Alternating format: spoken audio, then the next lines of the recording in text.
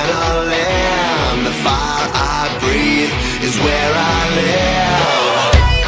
Incredible, an animal. One life to live and never give up and never give in. Some people wanna turn and run, but the strong rise under the gun. Top to the top, ain't never gonna stop. To the top, ain't never gonna stop. Never gonna keep me down. Still the one that's standing now. Destiny is calling me, go down in history. Every day I fight to be legendary.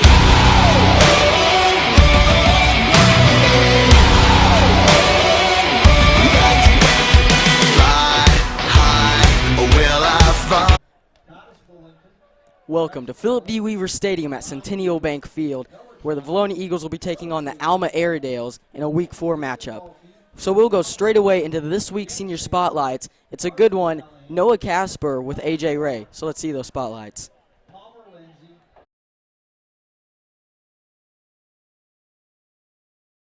Here are this week's senior spotlights. So we'll get started off right away. Noah, what position do you play? I play wide receiver, X to be exact.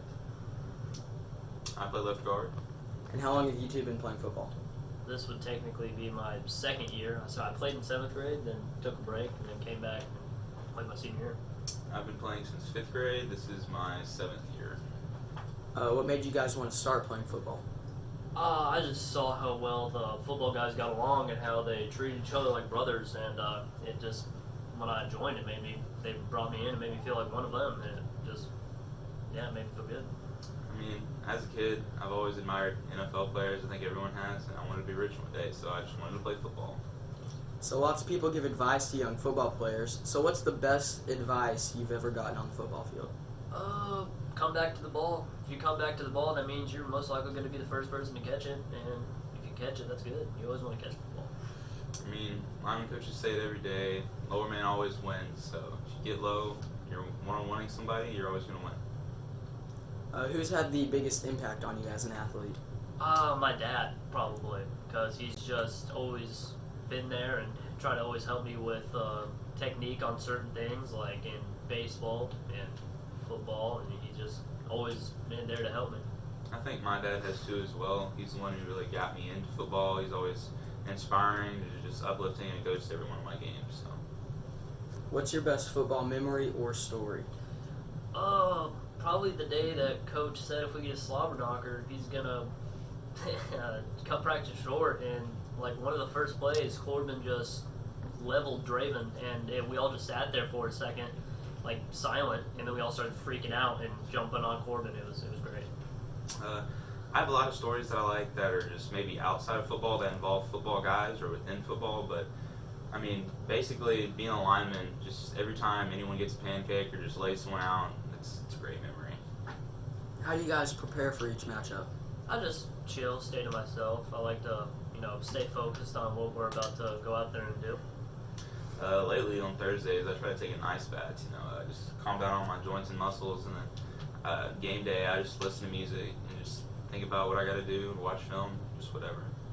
Do you have any game day superstitions? Yeah, I wear like wacky looking underwear, kind of. I mean, not like looking underwear. It has like graphic designs and stuff on it. Like I'm wearing palm trees right now. My game day superstition is that no matter what game it is, I'll always be nervous before a game. Even doesn't matter who we're going against, however good the team is, I'll always be nervous. And what's your prediction for this week's game? I say if we just stick to what we know, stick to what we've been learning, we're gonna go out there and we're gonna kick butt. If the line, they've been killing it in practice. So if the linebackers, they keep sticking to what they know, what they've been learning, we're gonna do good. I definitely think Alma's one of the tougher teams we're going to face. They've won against some high up schools or in conferences above them. So we really just have to. We've prepared a lot this week. We've prepared really hard this week. So I think what it just takes is just applying all that knowledge. So that's it for this week's Senior Spotlights. We'll get back to the action against Alma. talk about retirement, investments, and your money? Join Vilonia native Chad Roller and the rest of the Gen Wealth team for the Get Ready for the Future show, Saturdays at 10 a.m. on 103.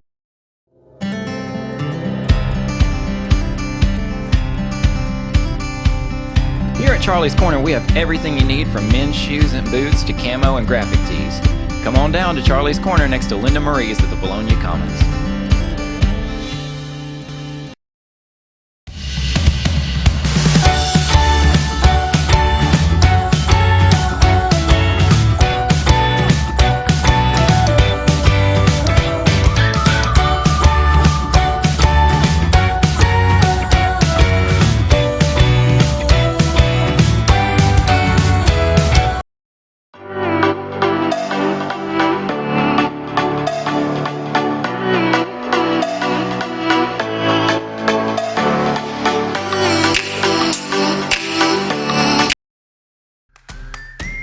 Vilonia Family Pharmacy is proud to be a locally owned and operated small business in the great town of Vilonia.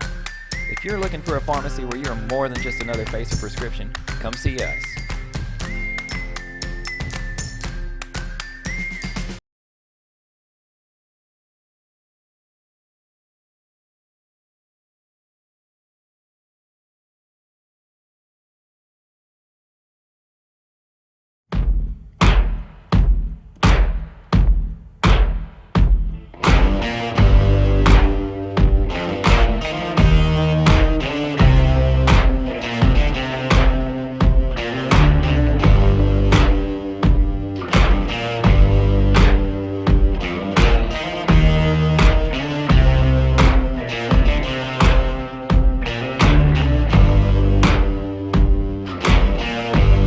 Have you got color in your cheeks? Do you ever get that feel that you can't shift, the tide that sticks around like summits in your teeth? Are there some aces up your sleeve? Have you no idea that you're in deep?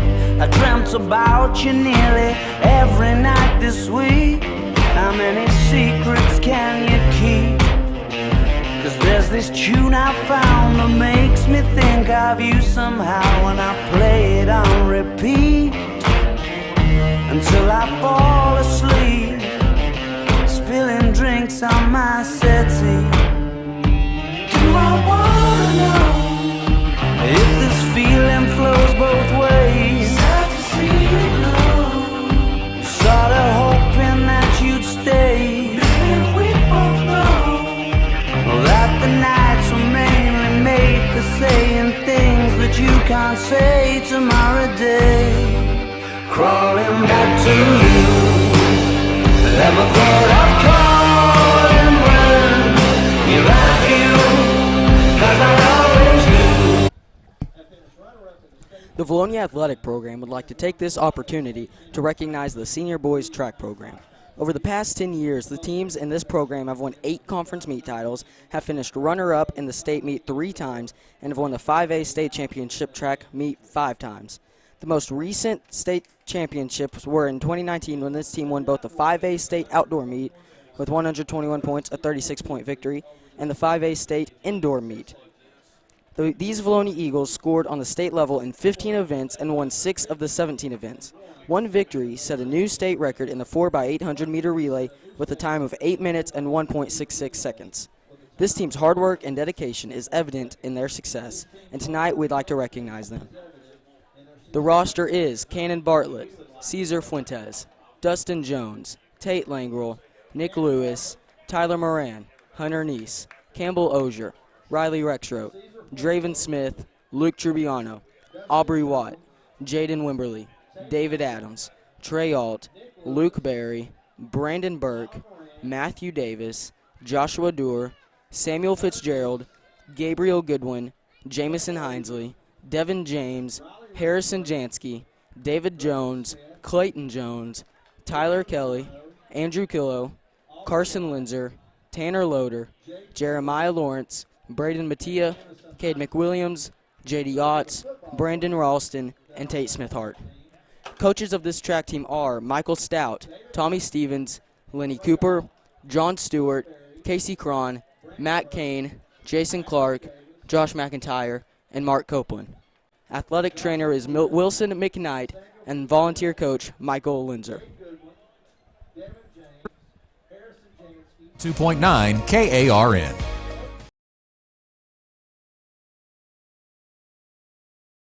Want straight talk about retirement, investments, and your money? Join Vilonia native Chad Roller and the rest of the Gen Wealth team for the Get Ready for the Future show, Saturdays at 10 a.m. on 103.7 The Buzz or 102.9 KARN.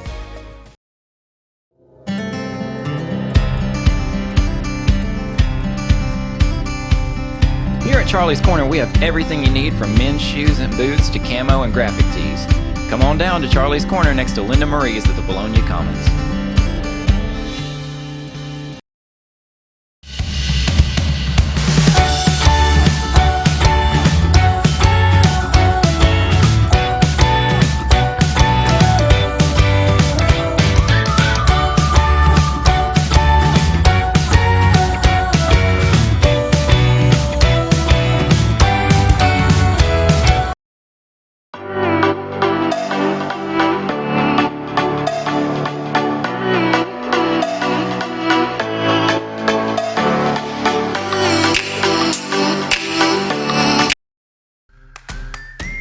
Vilonia Family Pharmacy is proud to be a locally owned and operated small business in the great town of Vilonia. If you're looking for a pharmacy where you're more than just another face of prescription, come see us.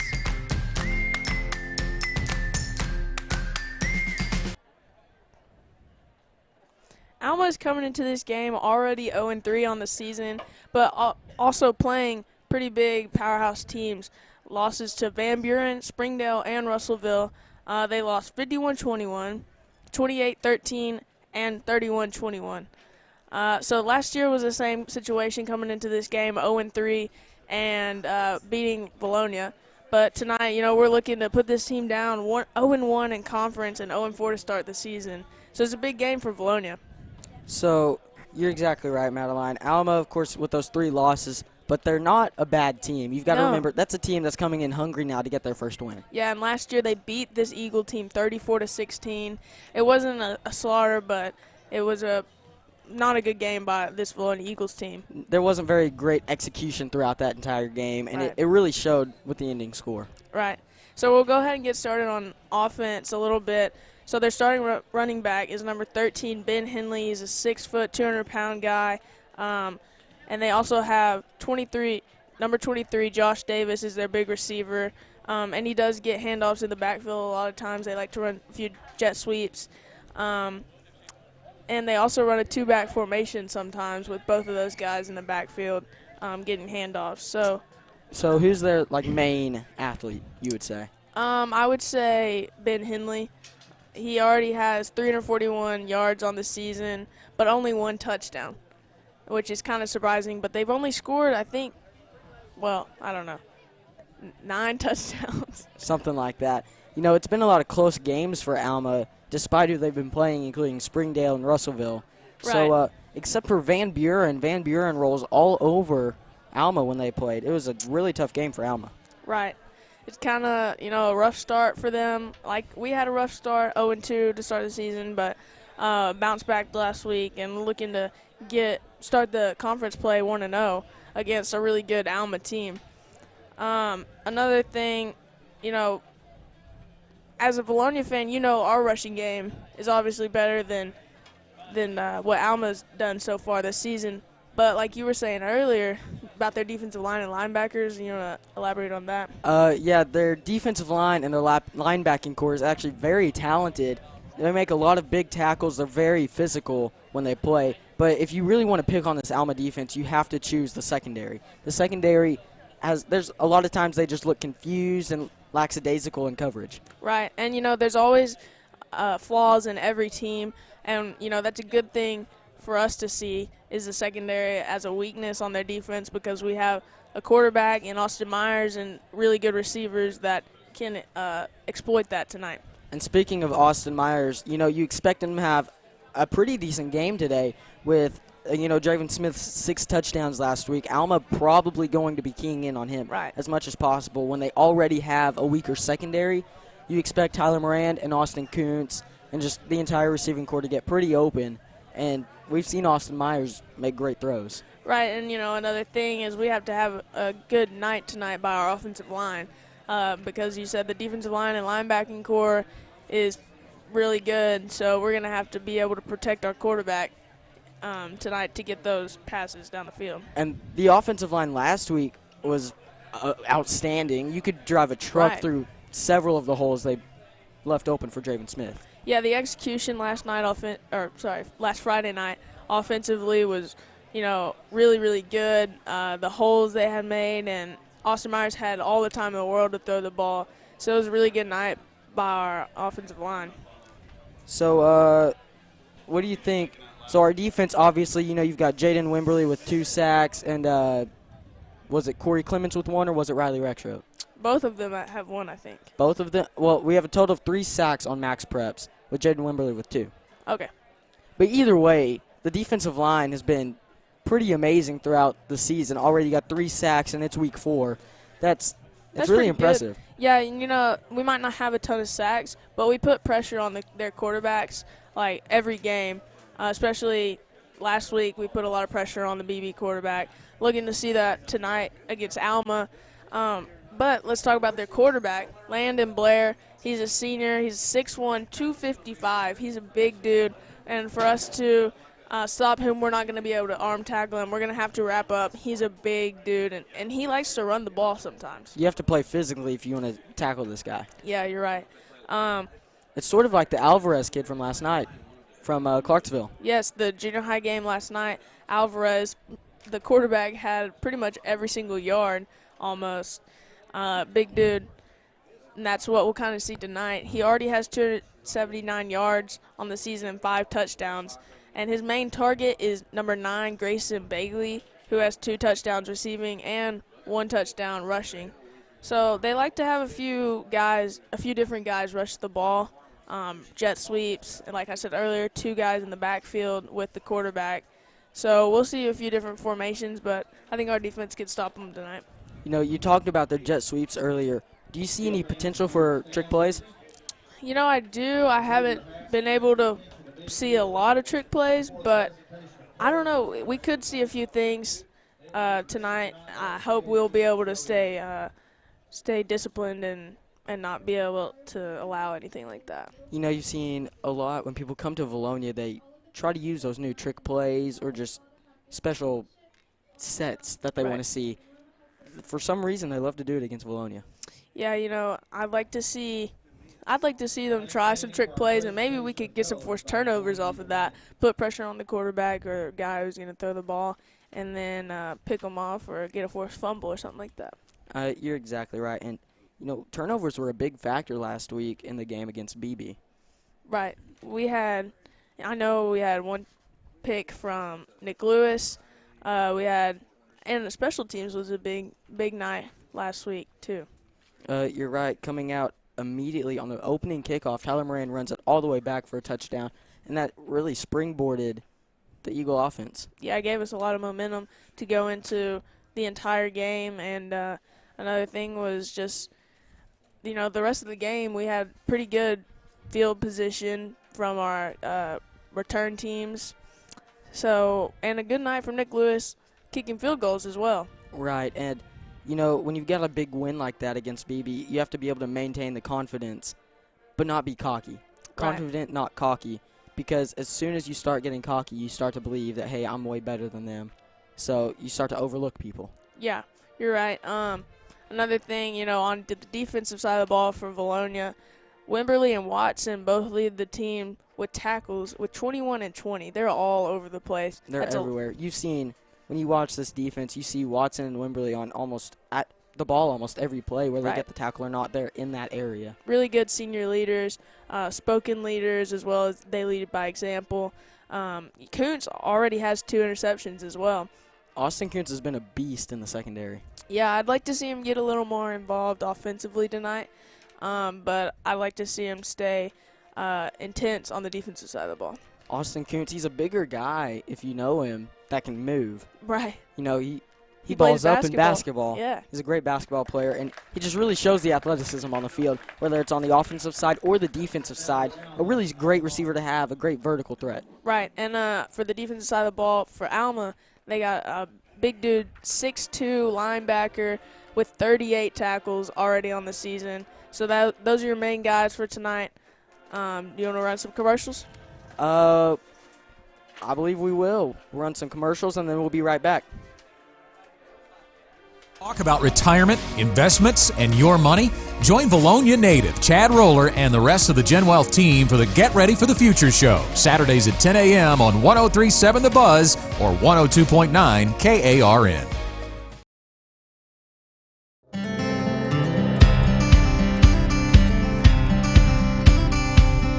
Here at Charlie's Corner, we have everything you need from men's shoes and boots to camo and graphic tees. Come on down to Charlie's Corner next to Linda Marie's at the Vilonia Commons.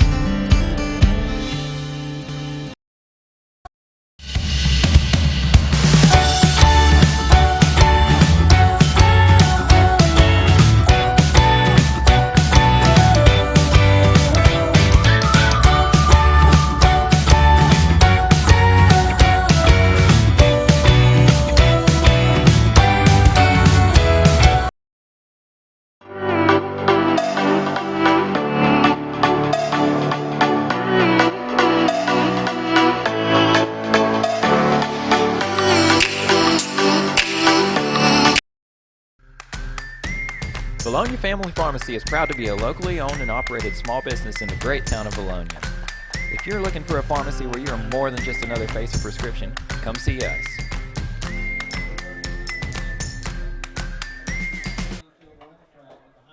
And we're back, and before we go any further, I want to make it known that the holiday of the week, it's National Chocolate Milk Day. Oh, yes, I love chocolate milk. That is my favorite holiday ever.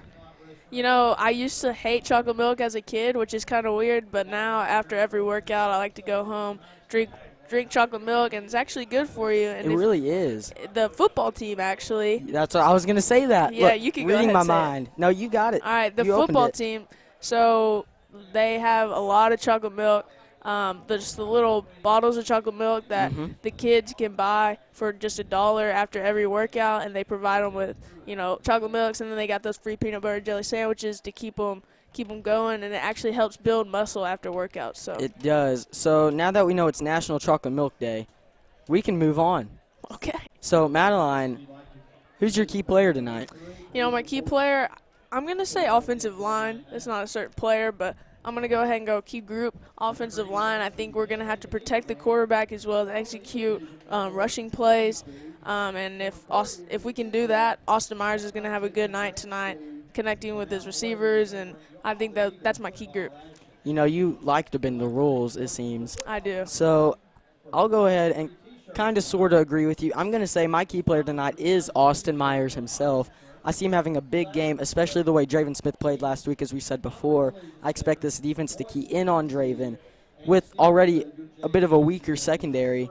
So Austin Myers has the ability to read and drop the passes in tight windows, and I don't expect those windows to be very tight. Right. So I expect a big night from Myers as well, and that's what we'll like to see. And along with Myers, Moran, I think, is going to be the main target tonight with his speed, able to just break through and get those quick routes and maybe even a few deep ones. Yeah, and I'd like to see some other, when we get close to in the red zone area, I'd like to see us target our big guy, Austin Kuntz. Big target. He's got sure hands if we can put it there. And I'd like to see a few touchdowns passing tonight. We've seen not only Austin Kuntz, a big man in the receiving corps, we've seen a little bit of Jaden Wimberly, actually. He does come in sometimes. Defensive lineman that can catch the ball. What a combination. Yeah. Right? What a combination. He comes in, plays a sniffer back, sometimes runs a few routes, kind of like a tight end almost. And, if he gets open, throw him the ball. Okay, let's do 2 quick over-unders, okay? All right. We'll go over-under 200 passing yards. I'm going to say over tonight. I've said that, I think, every other night, but I'm going to say over 200 rushing or passing yards tonight. I'm going to go ahead and say over as well.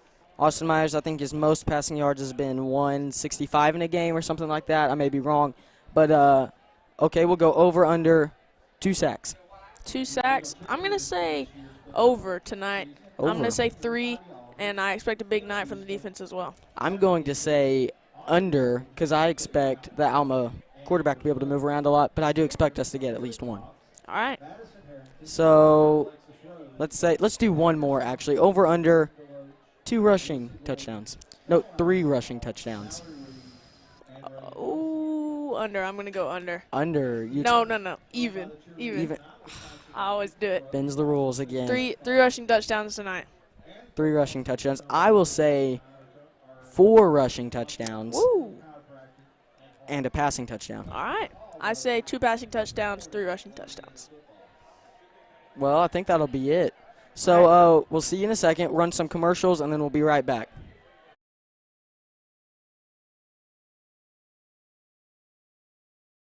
Talk about retirement, investments, and your money? Join Vilonia native Chad Roller and the rest of the Gen Wealth team for the Get Ready for the Future show, Saturdays at 10 a.m. on 103.7 The Buzz or 102.9 KARN.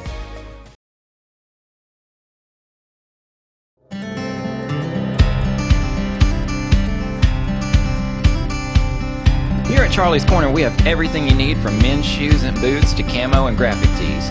Come on down to Charlie's Corner next to Linda Marie's at the Vilonia Commons.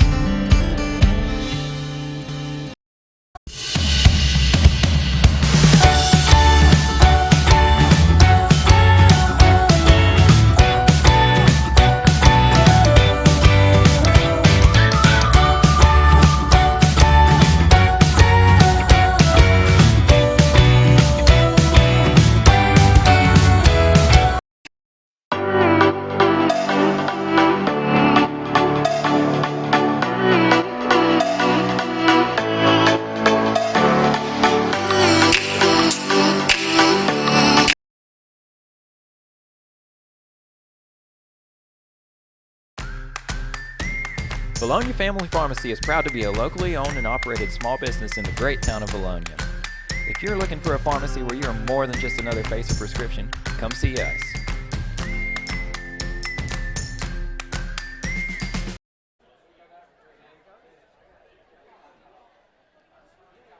Let's take a quick timeout. Many 5A West predictions have Alma to finish 2nd or 3rd and Vilonia to finish around 4th or 5th.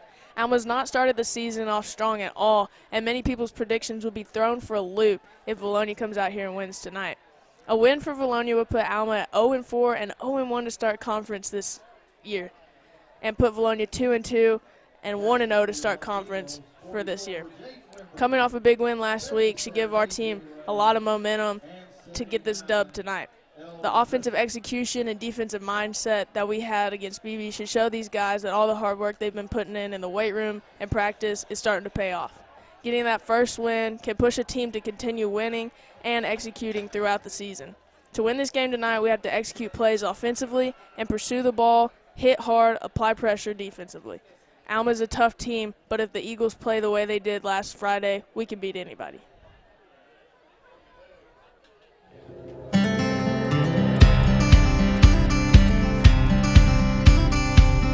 Here at Charlie's Corner, we have everything you need from men's shoes and boots to camo and graphic tees. Come on down to Charlie's Corner next to Linda Marie's at the Vilonia Commons.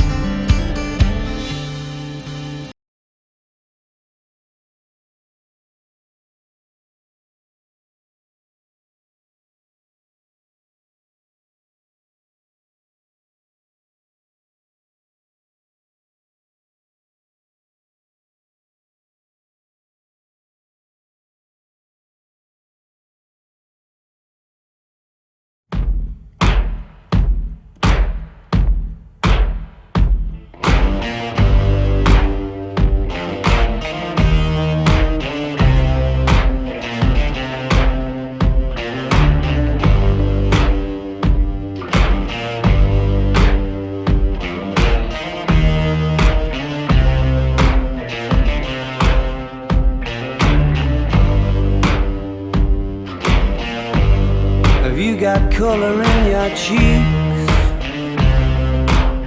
Do you ever get that feel that you can't shift, the tide that sticks around like summits in your teeth? Are there some aces up your sleeve? Have you no idea that you're in deep? I dreamt about you nearly every night this week. How many secrets can you keep?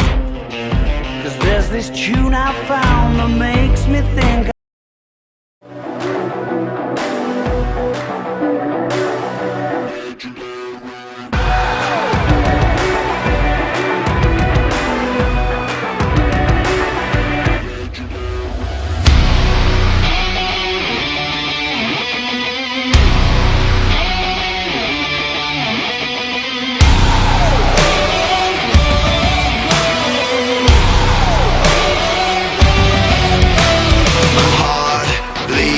Adrenaline, the fire I breathe is where I live. Incredible, inimitable, one life to live and never give up and never give in. Some people wanna turn and run, but the strong rise under the gun. Top to the top, ain't never gonna stop. To the top, ain't never gonna stop. Never gonna keep me down. Still the one that's standing now. Destiny is calling me. Go down in history. Every day I fight to be legendary.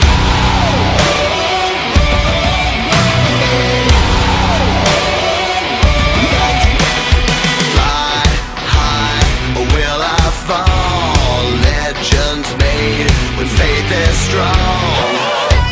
No time to bleed, I'm conquering.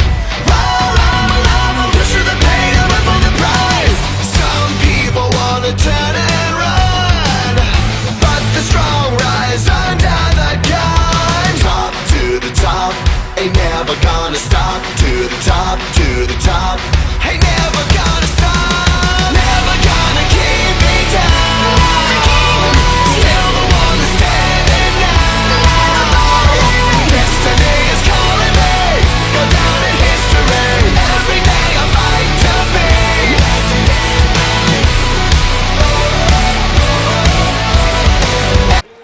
Welcome, Vilonia Eagle football fans, to Philip D. Weaver Stadium.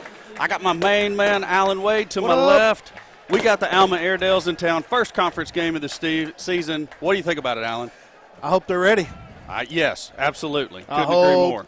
I hope Alma Airedales is ready. I hope our Eagles are ready, because I tell you what, I said it last week. I'll say it again this week after watching game film on Alma. Alma is right for the picking. We go out and execute our game plan offensively. We get to the ball defensively with a bad intention, head across the body of that big 6'1", 250-pound running back that they got, or quarterback, Belair.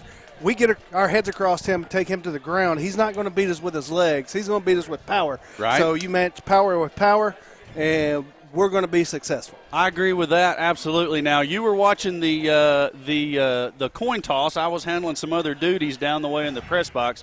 Looks like the Eagles are going to receive. I believe they said they won the toss. That's what I heard. And they elected to receive the kick. So it's going to be Moran and Draven Smith deep for the Eagles. You think they see the ball? 35. Yeah, they're going to see it. Nah, I bet they don't even kick it that deep. You don't think so? No. 35, Aaron Wilkinson is the kicker for the Airedales. I bet it goes to one of the upbacks in Lewis. Why is that? That's Vines, that's Kirk, and I can't see who's all the way across. That's Bartlett. 32, Bartlett. Okay. Yeah. I couldn't tell what number it was. So why is that so popular? Why is the short kick so popular these days? To me, it gives the kicking team a chance. We talked about that a little bit last night. What is everybody doing? It applies pressure and makes that receiver worry about receiving a hit and securing the catch at the same time. Okay, I'm with you. Kick is away. It's indeed short. Looks like it's going to be Bartlett backpedaling to the 20-yard line, out across the 25 to the 30, 35, 40, cuts across there, and he's going to get all the way out to the 42, 43-yard line, Allen. Good run by the sophomore running back there on the opening kickoff. What they don't know is Bartlett's dangerous too. Everybody on that second line is dangerous. They don't know it, though. They do now. if you know him, yes, he's dangerous. If you know him, he's dangerous. Man, I love it. Hey, talented sophomores out there on that second line. A couple of them with Kirk and Bartlett. So we got Smith in the pistol formation with Myers in the backfield. Wimberly in at the snifferback. It's going to be Draven Smith off right side. Spins, is going to fight forward for a couple. Looks like they might give him forward progress out to the 46, so that's a 3-yard run on first down, brings up 2nd and 7. Alma collapse into that ball carrier quick. They certainly don't want Smith to get out in the open field and do what he does best. They've studied tape. They've seen it. They knew what was coming first play. So Kuntz checks into the game. I don't think Kuntz was even in on that initial play. Moran wide to the far side. We've got almost like a power set with Wimberly motioning across. Give to Smith on the sweep play, and he's going to be tackled for a loss. Ball came out. Landon Trusty, the white hat, saying the ball or the runner was down by contact. So far, Alma's ready for what we've been giving them. So let's see here. I'm trying to figure out, did we also have a tight end in there? I wasn't watching. Well, we had a back in the backfield, and we had 2 wide receivers, and we had a sniffer back. So there's got to be another skill guy out there somewhere I was missing. Looks like Archer was out there maybe at a tight end. He's coming off now. So Kuntz goes to the far side of your screen. Javen Smith in the slot on that side. Vines check in late down here. Lewis, Moran, and Vines to the near side. Empty set for Myers. It's a screen to Moran. It was initially covered well by the Airedales, but they couldn't make the tackle. I think Moran's going to have the first down after makes the first man miss, and then has a good run. And they do signal first down Eagles. So 1st and 10 out across the 50 at the Airedale 47 to where the Eagles will operate. And Alma was ready for the screen. So let's put a double move in and get it downfield. Smith off left tackle, dancing around, wrapped up, but not before a 5-yard gain. And I was wondering about Vines because where was Hinesley? Because Hinsley's the normal starter there. Hinsley's down on the table getting his ankle wrapped, so I don't know if he was on the kickoff team and got dinged up a little bit there or what, but either way, he's getting attended to. Seth Kirk checks into the backfield for Draven Smith on 2nd and 5. Give's going to be to Kirk, and he's dicing his way through the defense down to the 35 of the Airedales. Another Eagle first down. That's 7 hard yards. Hinesley checks back in. Looks like they just wrapped him over his shoe. Maybe his shoe tore up on the kickoff or something. Kirk stays in the backfield. Vines checks out when Hinesley checks back in. High snap for Myers. Quick toss out to Moran. He makes the first guy miss, makes another guy miss at the 20, the 10, 5, touchdown, V-Town. Eagles strike first on the screen pass to Moran, makes the first guy miss, then just shot out of a cannon. Yes, did they not hear the pregame announcement? Did they not just see the track stars get their rings? They wasn't paying attention. Oh, and here we go, the Sweeney Gate. We've been wanting to see the Sweeney Gate. Here we go with the Sweeney Gate. So who's going to be the center here in the Sweeney Gate? It looks like Lewis, the normal kicker, is lined up as the snapper in the Sweeney Gate here. Moran and Kirk in the backfield. Kirk motions forward, now to the right. Moran rolls to his right. He's looking for an open receiver. Now he's going to take it, and there's no way to cover that. No. Because if you go out here and you cover Smith in front of the wall or behind the wall, okay, but now you've got Moran, who's also a quarterback, with Lewis, a receiver, out. Yep. And, oh, my goodness, just crazy start to the game. We got Madeline Tipton down on the sideline here. Madeline, what do you think about all that? Hey, a good first possession, especially from the offensive line. Did a really good job of pass protection and opening holes for Draven and Seth Kirk. Great job of just getting the ball down the field, and a great atmosphere as well out here. How about the Sweeney Gate? What do you think about that? I like to see it. I love it. I was excited when they lined up like that, and it works every time. How about all the weapons that you have to cover? I mean, you've got Smith over here behind the wall. You've got Nick Lewis snapping the ball. You've got Seth Kirk. You've got Moran with the ball in his hands. I mean, that's crazy talk. Yeah, nobody can guard it. I haven't seen anybody contest it yet. Outstanding. All right, Madeline, we'll catch up. Oh, wait a minute. Alan's got a question for you. That's fine. Okay. All right, we'll catch back up with you in a minute. Back to the field for the kickoff. That was on the Sweeney Gate. We did have 4-on-4. So, but still, one of the routes crossed up one of the defenders, therefore putting that defender over on that flat area where he had to make a decision. I mean, it's a straight run pass option. Right. Newman kicks it away. It's going to be fair catch called for and taken at the 22-yard line, 23-yard line actually. And I see what you're saying, but It's a run pass option every time for Moran out of that. So, and if they send an extra man out there, you snap it over here to Smith and he takes it in behind the wall of bigs. Right. So if you got even numbers, that means I've got to beat one person. But with the routes that they run out of that, it pretty much, I hate to use this term, but picked one of the defenders, blocked him out of the play. Yeah. Therefore, putting that one defender out there on the flat all by Legally himself. picked him. Legally picked him. Exactly. We didn't intentionally run somebody at him to pick right. him.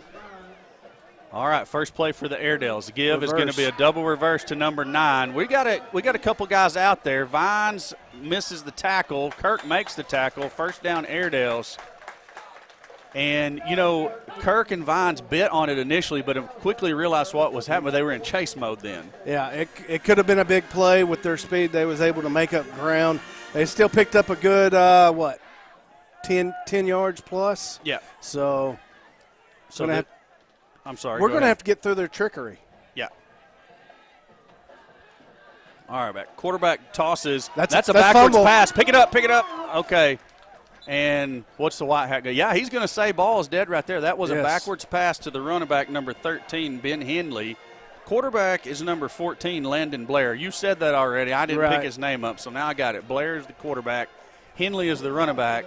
So a big loss. It's about a 9-yard loss. It's going to bring up second down and 19 for the Airedales all the way back at their own 27-yard line. And the receiver Blair likes is this number 5, Jacob here, this slot at the bottom of your screen. The little guy there? Yes. Okay, yeah, I've got my eyes on him. So Blair moves his back over to the other side, has the ball, drops. He's going to look downfield. Eagles giving chase, throws underneath to number 9. Modest gain for the Airedales. Tackle made by Corbin Watson. He's everywhere. And Tanner Thompson also in there on the tackle. It's going to bring up a 3rd and 14. Eagles did defensively done everything we needed to do. Let that short pass happen. Yeah. Blair's not terribly accurate down the field. Not even 50-50 if you look at his numbers downfield. And Alma this year, like last year, is a run-first type of offense nowadays. I think that's what our defense has to do. From what you told me from film study, we've got to play run first. We've got to play contain the run first, including the quarterback. Right, because he is a threat. Yeah, don't just let them run downfield wild, but you don't have to worry about anything over 10 or 15 yards. If there's Blair and he misses, it was going to be covered well by not Cody Goff, but Jake Goff. Yes. Sorry, Jake and Cody, not to mistake you from one another. 4th and 14 is what the Airedales are looking at. Definitely going to be a punting situation. Looks like Blair may also be the punter for the Airedales. Can he get which away? is just another – I didn't see anything on film about him running any kind of trickery from this situation, but, if with him in the backfield back there, you've always got to account for it. Lewis is deep to receive for the Eagles back at his 36-yard line. Snaps a little bit low, handled easily by Blair. Gets away a pretty good punt, takes Lewis back to the 30. He lets it bounce there, takes a big Airedale roll. Eagles are going to start at the 15-yard line. We'll try to knock it back. Little extra by number 5 there. Grant, go ahead and hit me with a commercial, bud. Want straight talk about retirement, investments, and your money? Join Vilonia native Chad Roller and the rest of the Gen Wealth team for the Get Ready for the Future show, Saturdays at 10 a.m. on 103.7 The Buzz or 102.9 KARN.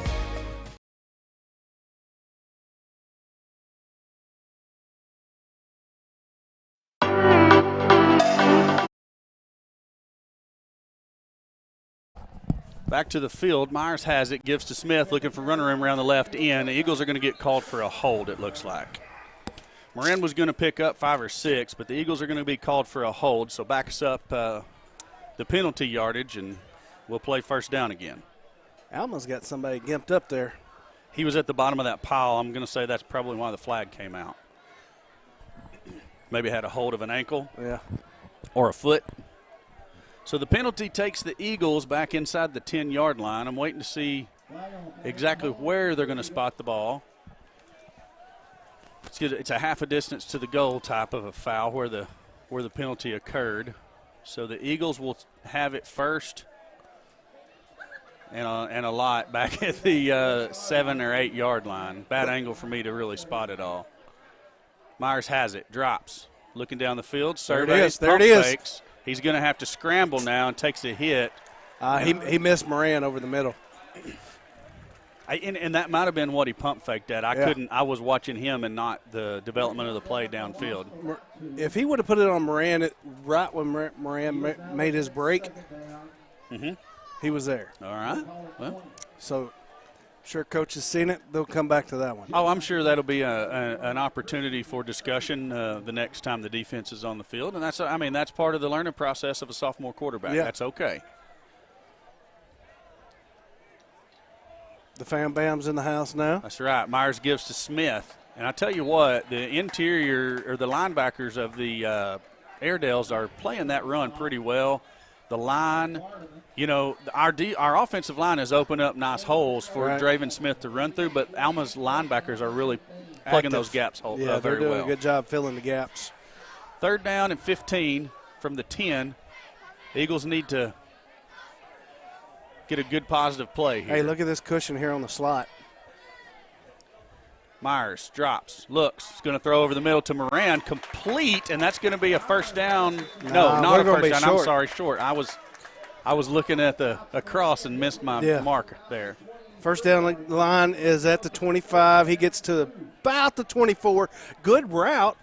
Good route. 4th and 2 is what we're looking at, and at a minimum, you think we're going to go for the offsides play right here? At a minimum, Eagles are looking to run the offsides play. So Alma thinks we're punting. He's uncovered down. Let's see what Hinsley. happens. Well, now he's covered. Myers gives to Smith. Smith's going to have the first down and more. There he's we go. out across the 30, all the way down to the 34-yard line. And just like you said, the Airedales were thinking punt. They were late getting into their defensive formation. It was easy for Smith to get the 2 plus quite a few.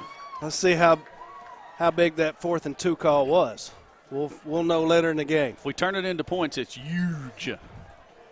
And I would have liked to have seen the Eagles go a little faster here with the next play, to be honest with you. Smith again around left end, and he's going to have a couple out across the 35 to the 36 to bring up 2nd down and 7. That's Benix, one of their linebackers, coming in there and filling that gap. That he just slid down the line and found him a little crease. So far, I'd say Eagles are winning up front. Airedales are winning in the second level. Eagles are winning in the secondary. That's my take thus far. You can tell me what you think in a minute. Fake to Smith, quick throw to Moran. Moran shakes a man at the 40. He's going to have first down yardage out to the 44-yard line. The Eagles will have a 1st and 10 right there. And with that cushion that Alma's given us, you know, just like we said, talk about our defense. Yes, absolutely. You know, if Alma's going to give us that cushion, get it out quick, get it in our athlete's hand, and let them make a play, and we'll take 7 every time. And that's not going to be effective against this offense because eventually we're going to break one of those. Fake to Smith, quick throw to Moran again, same play, shakes the guy again, and it's like the same play over and over again. Yeah. Keep running until they stop it. It's 5 yards. That was 5 easy yards. Exactly. Looks like the ball's going to be spotted right at the 49.5-yard line. Yeah. So it's an easy 5+ yards right there, and let's see if we do it again, except to this side. He's got a big cushion right there. Well, yeah, why not? Moran has it. Good block by Draven Smith, and Moran's off to the races at the 40. The 30, pushed out of bounds there. Holy cow, Draven Smith lit him up. flattened that guy. I mean, put him on his backside. And that makes you feel good. You're dang right. When you do something like that. That Absolutely. is as good as a stinking 90-yard run touchdown. 100%, Allen. Eagles looking to go a little bit more quickly here. Bartlett into the game in the slot for Moran. Myers, fake to Smith. Quick throw to Bartlett out across the 20. Look at that shaking his bake. He stuck that foot in the ground and said, come over here. Whoop, I'm going over there. Let me show you this. Now I'm going that way. That's the old Muhammad Ali rope-a-dope. Rope-a-dope. Bartlett remains in. He flips to the other side as the whole formation flips. Myers gives to Smith. Smith's got the edge. Blockers. He's at the 10, and he's just barely out of bounds. They should put him down at about the 5 or 6. I guess they're going to give him the 7. Hinsley with a great block out there in front of Smith. And, you know, you talk about it. You can't say enough good things about the unselfishness of the other offensive skill positions. No slight to the line because there was a guy that pulled on that and was out in front too. I didn't catch the number, but a good pull block. but unselfish play by the skill positions of the Eagles. Smith kind of dances there, now spins. It's going to be very little, if any. And that's you're gonna run that play. You got to hit that hole. You got to hit it hard, and kind of like when you're going to make a tackle, you got to hit it with bad intentions. Be ready to dish out the punishment. Third down and extremely short. I would say inches, if I trust the hardest working chain gang crew in the whole state of Arkansas across over there. And you know I do. Yeah, we trust them. Shift onto the defensive line, and looks like maybe the Eagles might have jumped also. Yeah, that's what they're going to call. Yeah. So we jump there, I believe, on the left side of the offensive line. So 5 yards is going to make it a little bit longer third down, but I think we're in 4-down territory right here, to be honest with you. If we're at 4-down territory on the minus side of the field, we're in 4-down territory on the plus side. Wimberly in at sniffer. He's the man in motion.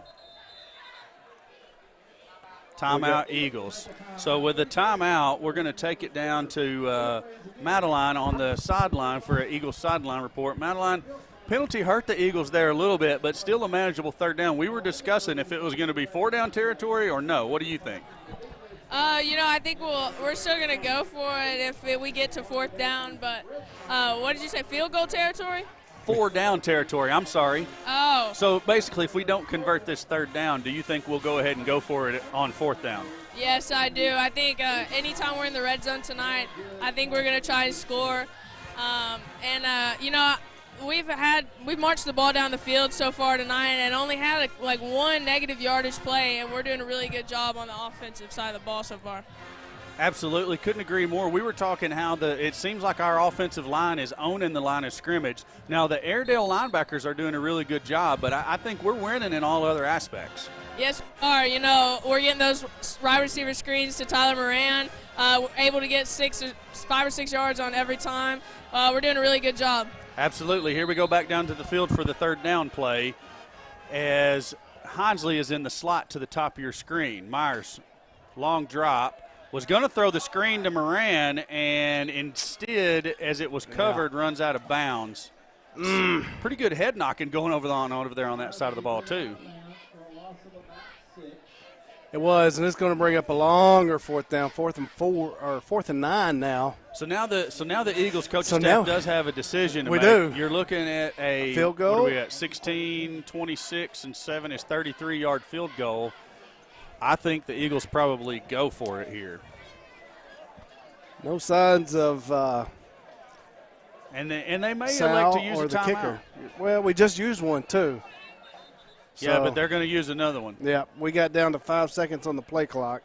Timeout, Eagles. So with that, we're going to go ahead and hit some commercials.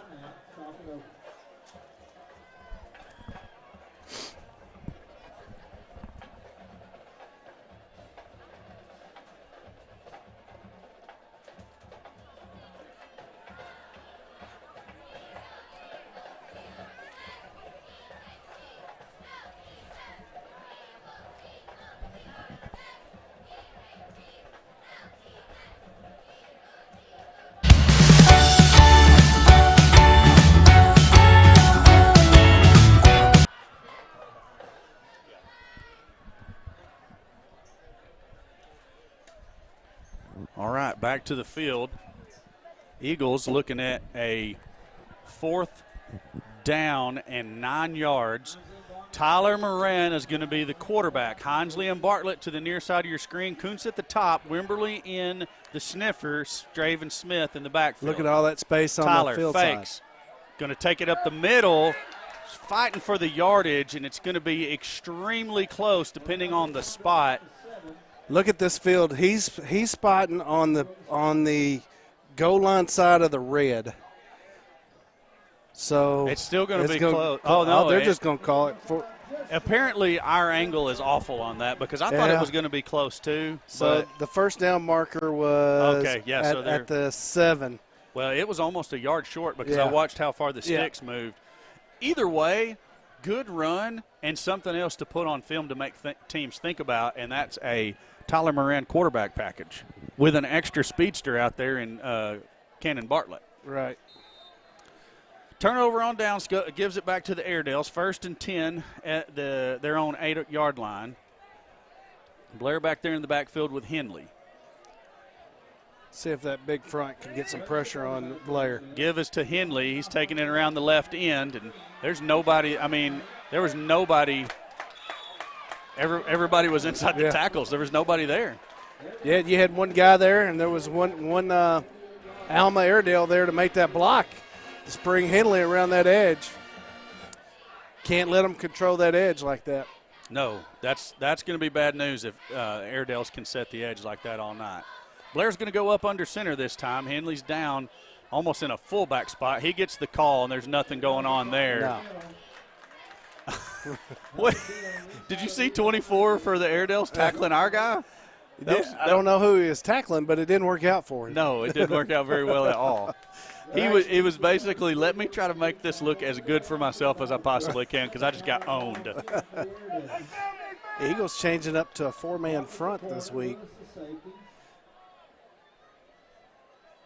Blair has it. Looks to his left. Throw short, and it hits the ground 3 yards in front of the receiver.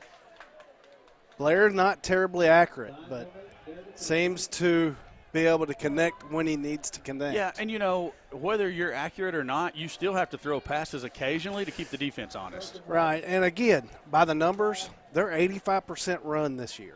Okay. But in a 3rd and plus 10 play right here, you're going to have to think that they're going to put it up in the air. You'd have to think so. Eagles probably looking at not really a prevent defense, but maybe a quarters or something like that here on 3rd and 11. Blair back to the gun. Has the ball. Looks to his right. It's going to dump it to the back out of the backfield, and it's incomplete. It's going to bring up 4th and 11. Should be another punt to the Eagles. So putting that pressure on Blair is just not allowing him to get those feet set and throw like he wants to. I'm sorry. Say that again. The pressure that the front line's putting I'm with on you him. now. Yeah, I zoned out there for a minute. I'm sorry. That's all right. I was debating, was I going to Madeline after this or was I going to commercial? I'm a little bit lost. We're way ahead on commercials, so probably head down to Madeline after the punt's what I'm thinking. Blair gets the punt away, end over end, bounces at the 38. Lewis picks it up back at the 28, dancing around trying to make a man miss. He does, and then he gets tackled high and low all at the same time at the 30-yard line. And with that being said, we'll see what Madeline has to say about the Eagles' defensive stand there on the last Airedale possession. Madeline? You know what? That's my mistake. Now tell me what you think about it. We're ready. I'm sorry. Okay. I was saying we saw one explosive play by the running back, Henley. But other than that, we've been able to contain their defense. And the receivers, fortunately for us, are not catching the ball. We're doing a really good job of putting pressure on the quarterback. Couldn't agree with you more. Myers has the ball. Fakes to Smith. Throws to Moran, and it was out of Moran's miss, and Moran jumped quite high on that one. He did. Still couldn't handle it. In and out of an Airedale defender, thankfully. Grayson Bailey almost comes up with the first turnover of the evening. Oh, man, I remember that name from last year. Good grief. I remember that name from last year. We got the same look. Look at the same cushion right here. Myers going to give to Smith this time. A little bit of running room up the middle. Now he's dragging a tackler out across the 35 to the 37-yard line. It'll bring up a 3rd down to manageable now as we're just looking at about 3.5. Now it's time for one of those little pop passes to our slot receivers, especially with all that cushion. We're getting 10, 15-yard cushions on these slots. Myers and Smith in the backfield. Moran does have a lot of cushion. He's got a linebacker looking at him, too. It's going to be Smith around the end. He better get going. He is at the 40, sidesteps a man at the 45. Going to be tackled at the 49-yard line. Big first down for the Eagles. Boy, Alma threw a big block for us. Did they? They did. I like it. Grayson Bailey blocked his own linebacker coming over, and that's really what sprung. You know, and I'm not sure exactly what Coach Langrel was saying, but that play developed extremely slowly. It did. Especially for a stretch play. You got to get out there. Get yourself out there in space and get going. Myers gives to Smith. Smith dodges the first guy, shakes a tackle, shakes another tackle, and he's going to be really close to another first down. It's going to depend on its exact spot. We're going to be a couple inches short. Story of your life, right? That's right. We're going to bring up short and second and 2 inches. I'd say second and an eagle feather. There we go. Yeah, Grant likes that one. Grant's on in the producer seat right now. He loved that pun. Smith again, looking for running room. I think he's going to have it. Yeah, they're going to give him the yardage, so that's going to be a first down, but just barely. He's across the 40. Looks like he's going to take a break. I was already thinking Seth. A break, and Seth Kirk's going to come in. Eagles looking at a 1st and 10 inside the Alma 40-yard line.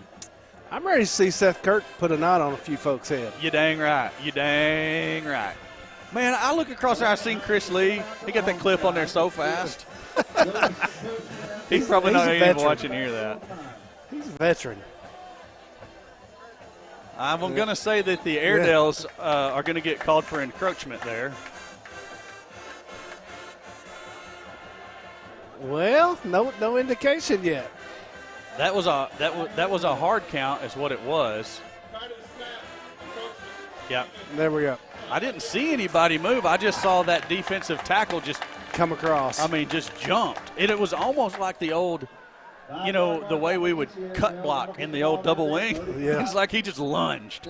Now, Alma has got, when they go to some of their king sets, some of their overload sets. Did you say kinks? King. Oh, okay. K-I-N-G, King. Okay. I thought they was playing some freaky football over there in West Arkansas. They'll start. They've got some cut blocks that they run. Myers drops, looking. He's got Kuntz. He's going to throw deep to Moran. Caught, touchdown, V-Town. Moran splits defenders. Myers puts the ball. Only Moran can catch it. Oh, my, what a pass by the sophomore quarterback. Alma tried. They were just a little bit short from knocking that away. And that pass was on the run. He was scrambling when he throws that pass. That is why we've been so excited these first few weeks to see this young sophomore with these talented receivers, what was possible. We knew it was there, and now tonight we're seeing. Vines hold, Lewis kicks, that's up and good. Deep snapper was Hank Sal, and Eagles lead it by a score of 15-0. And Madeline, how about the throw by the sophomore quarterback? Good grief. Yeah, that was a really long throw on the move as well, and put it right on the money, right in Tyler Moran's hands. And a great catch and good job of holding on to it to score that 6. We might have lost our minds a little bit up here on that play. I might have too. I should have stretched before I jumped like that. That is outstanding. The only thing I didn't notice, because Alan and I were celebrating way too hard, was did Coach McIntyre sprint down the sideline on that? Did you see? I didn't see. I was sprinting a little bit myself. He probably did, though. Okay, all eyes on Coach Mack on every touchdown from now on. You got it? I got you. All right, we're going to take it down to the field for the kick. Oh, my goodness. I got a little bit of them goose pimples. You know what I'm saying? You know, that route right there was nothing more than a deep post route that Moran's been running all night. And able to shake his defender, and Myers just bought some time and put the ball on him. Now, I picked it up late after Myers let go of the ball, but it almost looked like a route that Moran runs, but not that deep. When he saw Myers scramble, he just took off upfield. Am I right? Deep post route. That's all it was. Lewis kicks it. It's going to be taken back at number 15. I believe that's Grayson Bailey. He's making guys miss, and somebody better go get him, because it's Nick Lewis and not very much else for tackling. Lewis with the meat hook, can't knock the ball out. Bailey's going to have a big run out into Eagle territory at the 39-yard line. Wow. 35, 45-yard, 46-yard return. And, I didn't see everything that happened, but a couple of good blocks at what used to be the wedge. You can't wedge anymore. But I couldn't see what happened to us on the other side. It's almost like Alma knew they were going to do that, and we got kicked out or something. I didn't see it. So everybody knows on kickoff, you're assigned a gap. Stay in your lane. We did not stay in our lanes. Okay. Everybody collapsed down. That's what I thought. Left that side of the field open. hence the big return. I didn't want to say it without actually seeing it, so that's got to be motion with the umpire calling it.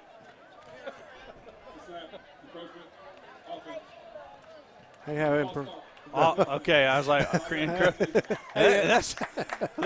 that's an SEC football player and a veteran official. It just proves that everybody makes mistakes. That's right. Oh man, I like Landon. He's a good guy. He's a good official, but you got to rib him a little bit when he makes the misstep. If you can't, then. That's right. 1st and 15 for the Airedales. 17 in motion. It's going to be Henley out of the backfield, and the Eagles are there. Nowhere. Riley Rexroth was back there. Now, he didn't make the tackle, but he made it hard on the back. It was Seth Kirk and who's the other guy over there? 17, Osier. Campbell Osier, and then 72 in there, yeah. Clements. I think Clements was the first one there, and then Kirk and Osier come in to help him clean it up. Hey, but credit Rexroth for driving his man into the backfield and making it hard on the back to get to his hole. I wasn't for sure if that was Rexroth or Clements. Rexroth drove his man into the backfield. Clements' initial tackler at the scene. I formation. Don't see this very often anymore. Going to give – nope, it was going to be a triple option play, yes. And the Eagle defensive line now, that's Wimberly and Rexroth getting up off there with the celebration. Eagle offensive line too much for the Airedale's defensive line, but now the Eagles defensive line too much for the Airedale offensive line. That's right. And Alma, they ran it about 10 times through the first 3 weeks, but they did put in the option package. And that was it. That was it. The pulling the ball out of the belly of the fullback was bad right there. It didn't go well for. That's because our defensive line got that pressure on. Yes, amen. I couldn't spit all my words out, but I knew you knew what I was thinking. Yes. So they did show that option. Blair drops. He's going to try to throw deep, and oh man, there's your sometimes accuracy when you need it. First down, Airedales.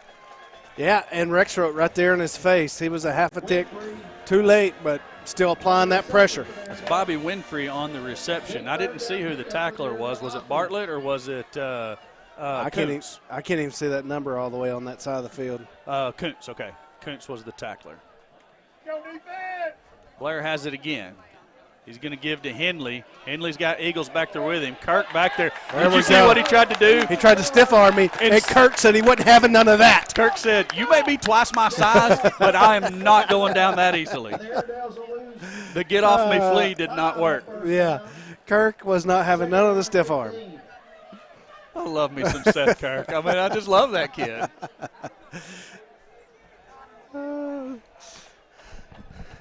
I tell you what, our defensive line tonight is showing out.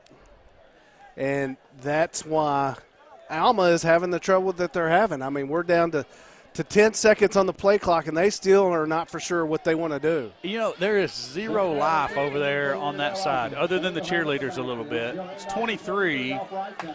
He gets a couple back to the original line of scrimmage. It's Josh Davis. Josh, okay.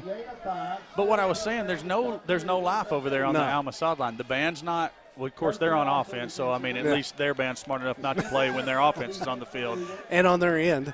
No pun intended. But, you know, the coaches really don't have a lot of life. The players, the fans, they're just all kind of sitting on their hands. Yeah, they're like, we've been slapped in the face and we don't know what to do. I guess our student section. Ball on the ground. That's where we can't tackle him high. There we go. That's right. Cannot tackle the big man high. Let's see here.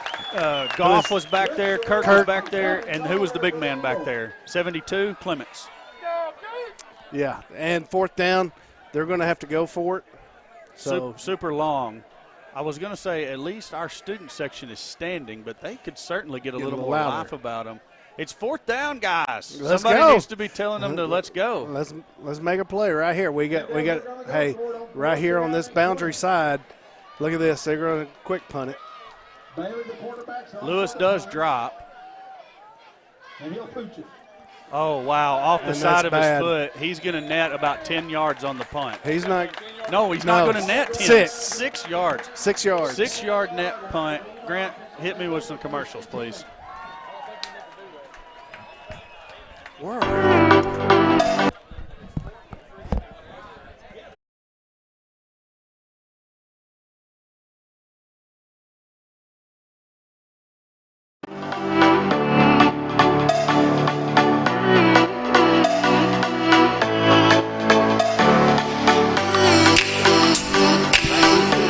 Myers and Smith in the backfield. Give is to Smith.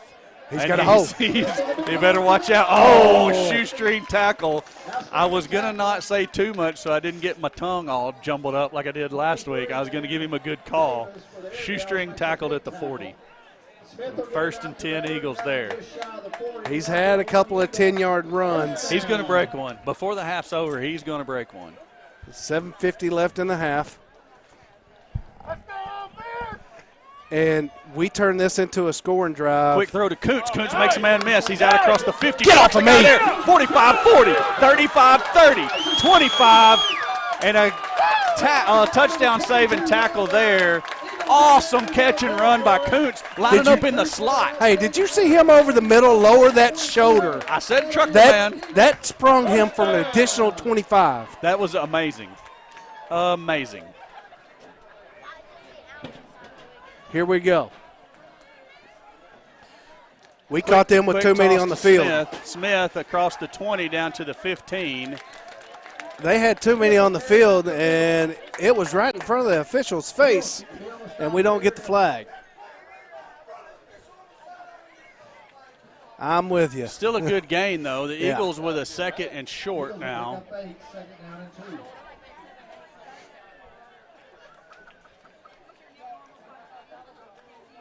Smith out across the 10 to the 5. Dragon tacklers there, and they're going to stop him just short of the touchdown. First and goal at the 2. I seen a lineman right there, and I guess that was Bishop trying to help push him into the end zone.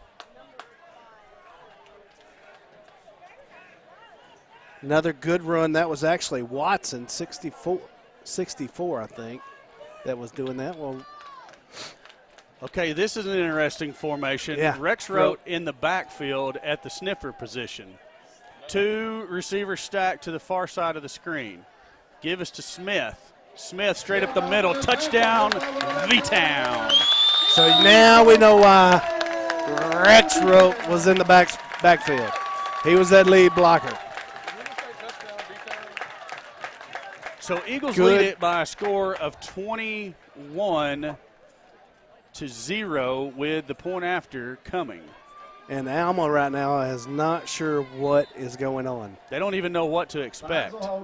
And, you know, I talked about this week with some folks.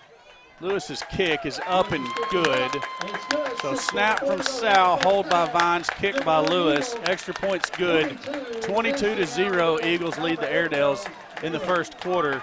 And I'll finish my story in a minute. Grant, what do we need to do commercial-wise? Are we good? Go ahead, do it. Vilonia Family Pharmacy is proud to be a locally owned and operated small business in the great town of Vilonia. If you're looking for a pharmacy where you're more than just another face of prescription, come see us.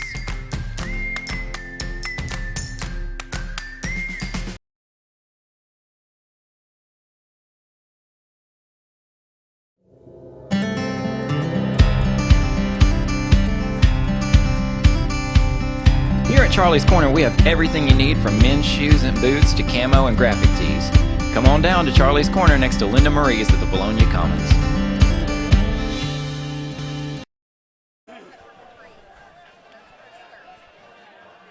Back for the kickoff here. Lewis puts the tee down. He's going to kick it away for the Eagles. See if we can have some gap assignment done here on this kickoff. And what we were saying was the Airedales don't even know what's coming next. We've opened up the offensive playbook this week, and I had a chat with a few people this week saying I wondered if we might do something like that. Short kick goes out of bounds at the 30, fielded by Coach Kane. Unfortunately, he's not eligible, so it's going to be a procedural penalty on the Eagles. Airedales will have it first and 10 at the Eagle 35. I'm sorry, at their own 35.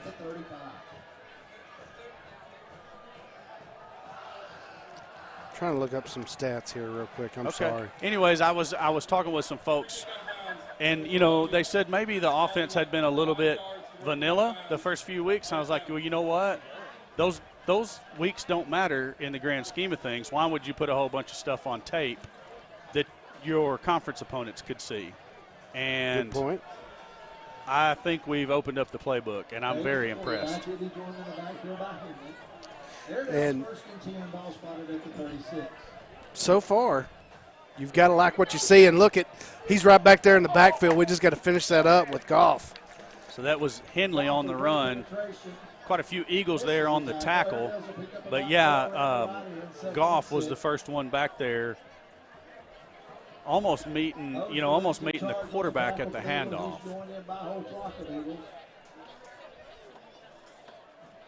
Wimberly also there on the tackle. 2nd and 7. Blair, straight quarterback run. And that's tough. Yeah. I mean, he just ran through people. So we're not going to be able to hit him high because he's going to make you pay for that high hit, and you're not going to bring him down. First down run for Blair takes the ball out to the 47-yard line. Finch on the stop for the Eagles. Airedales with a 1st and 10 there.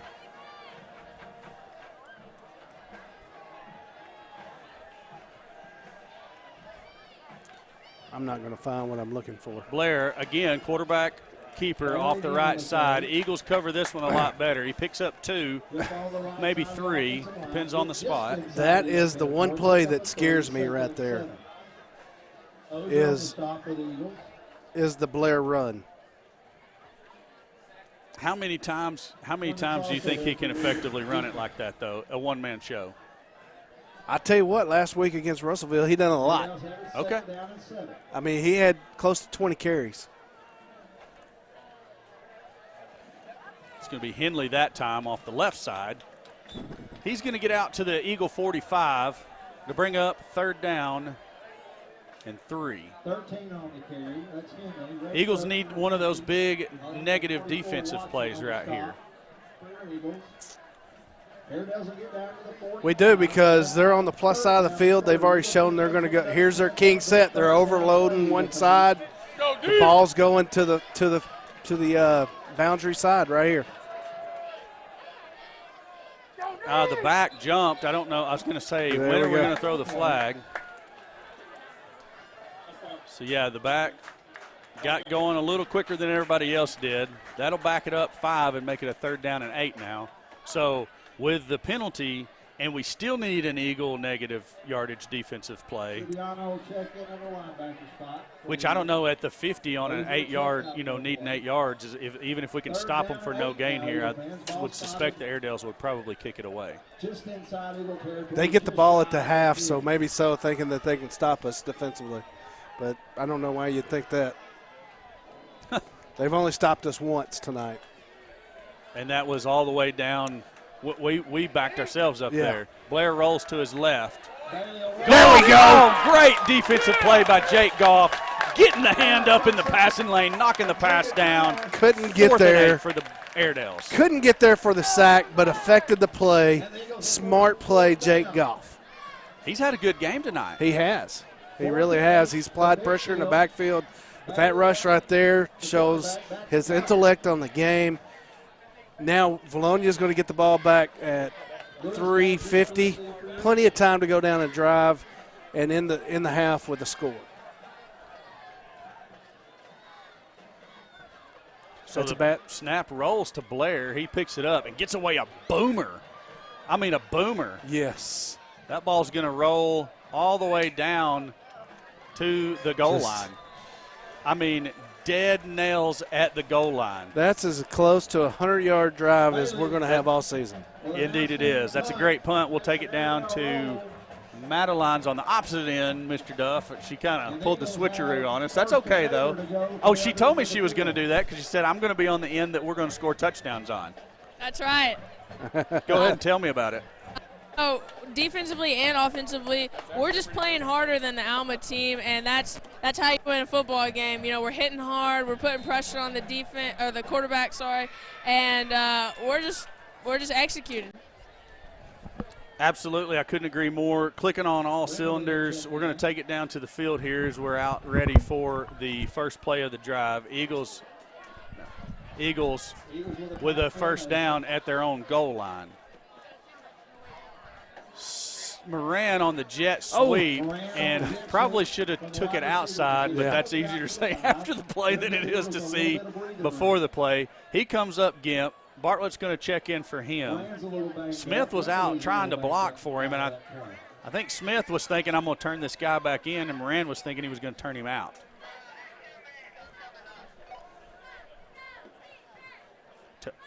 Wimberley checking out.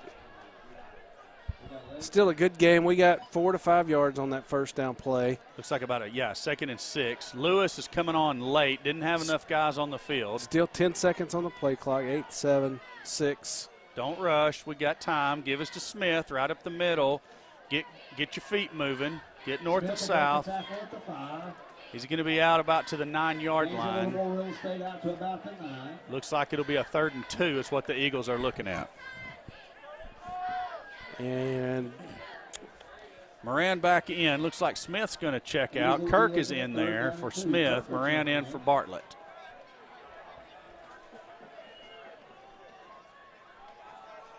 Farmington up on Clarksville here in the second quarter, 6-0. Oh, wow. One That's of the 5A West scores. I would have expected more points in that game for both teams, actually.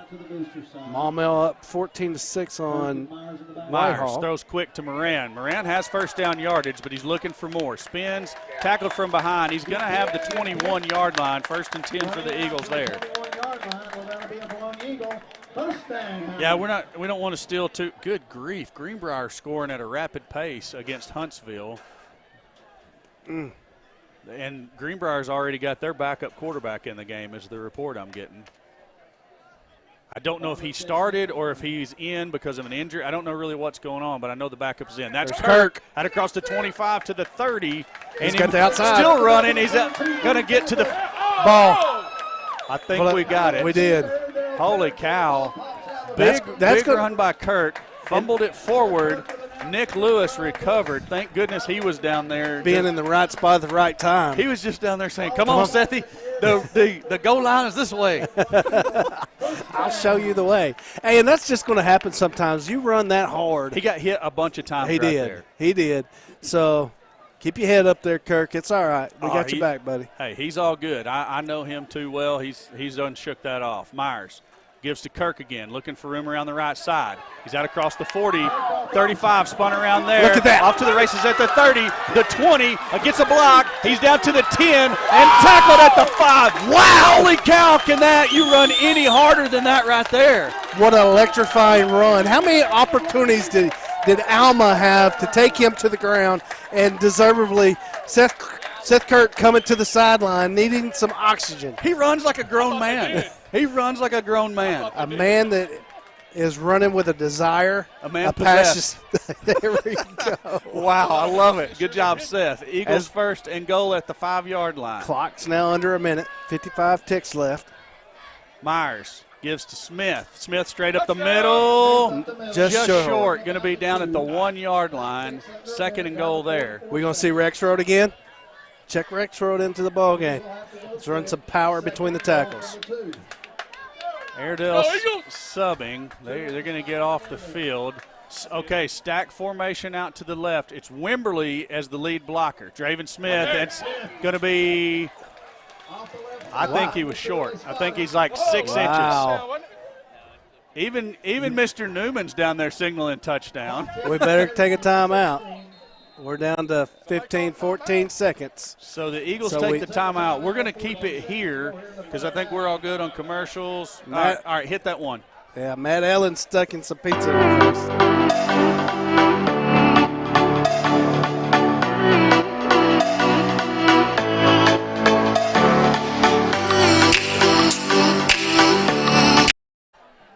All right, back in the booth here.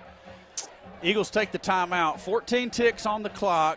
3rd and goal at the 1-yard line. It's actually the inch line. I mean, the nose of the football is almost touching the goal line down there. At that point, do we go under center? No, we don't ever practice under center. Well, I know we don't, and that's the reason why I like to have that play in there. It's for this situation right here, because now you're taking the ball back, 4 or 5 yards away from that goal line there. Yeah. But, I mean, I get it. This is our MO. but I'd still like to have that under center play in there for this particular And scenario. I say we don't practice. I don't know if we practice it or not. I'm not at practice. Myers might run up there and quick snap them right now. Who knows? They're pinching down. Yeah, they are pinching. Myers fakes it to Smith, keeps it up the middle. I don't think he got there. No, he lost a yard. Yeah, Smith was a lot closer than what. We got to go. We got to go. We're not getting it. The clock Clock's expires. out. I don't like that play call. I don't like that play call either. I don't like that a bit.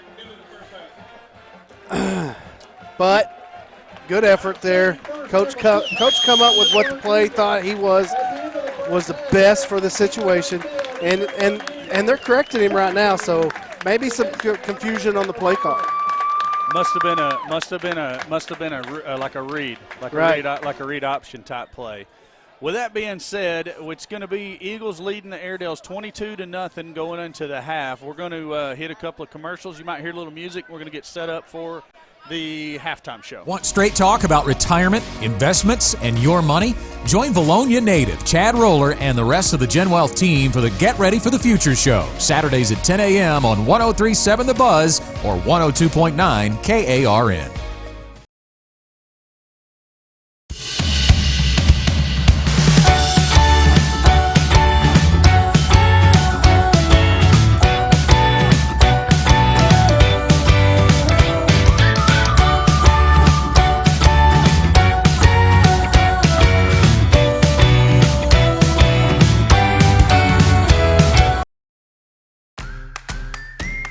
Vilonia Family Pharmacy is proud to be a locally owned and operated small business in the great town of Vilonia.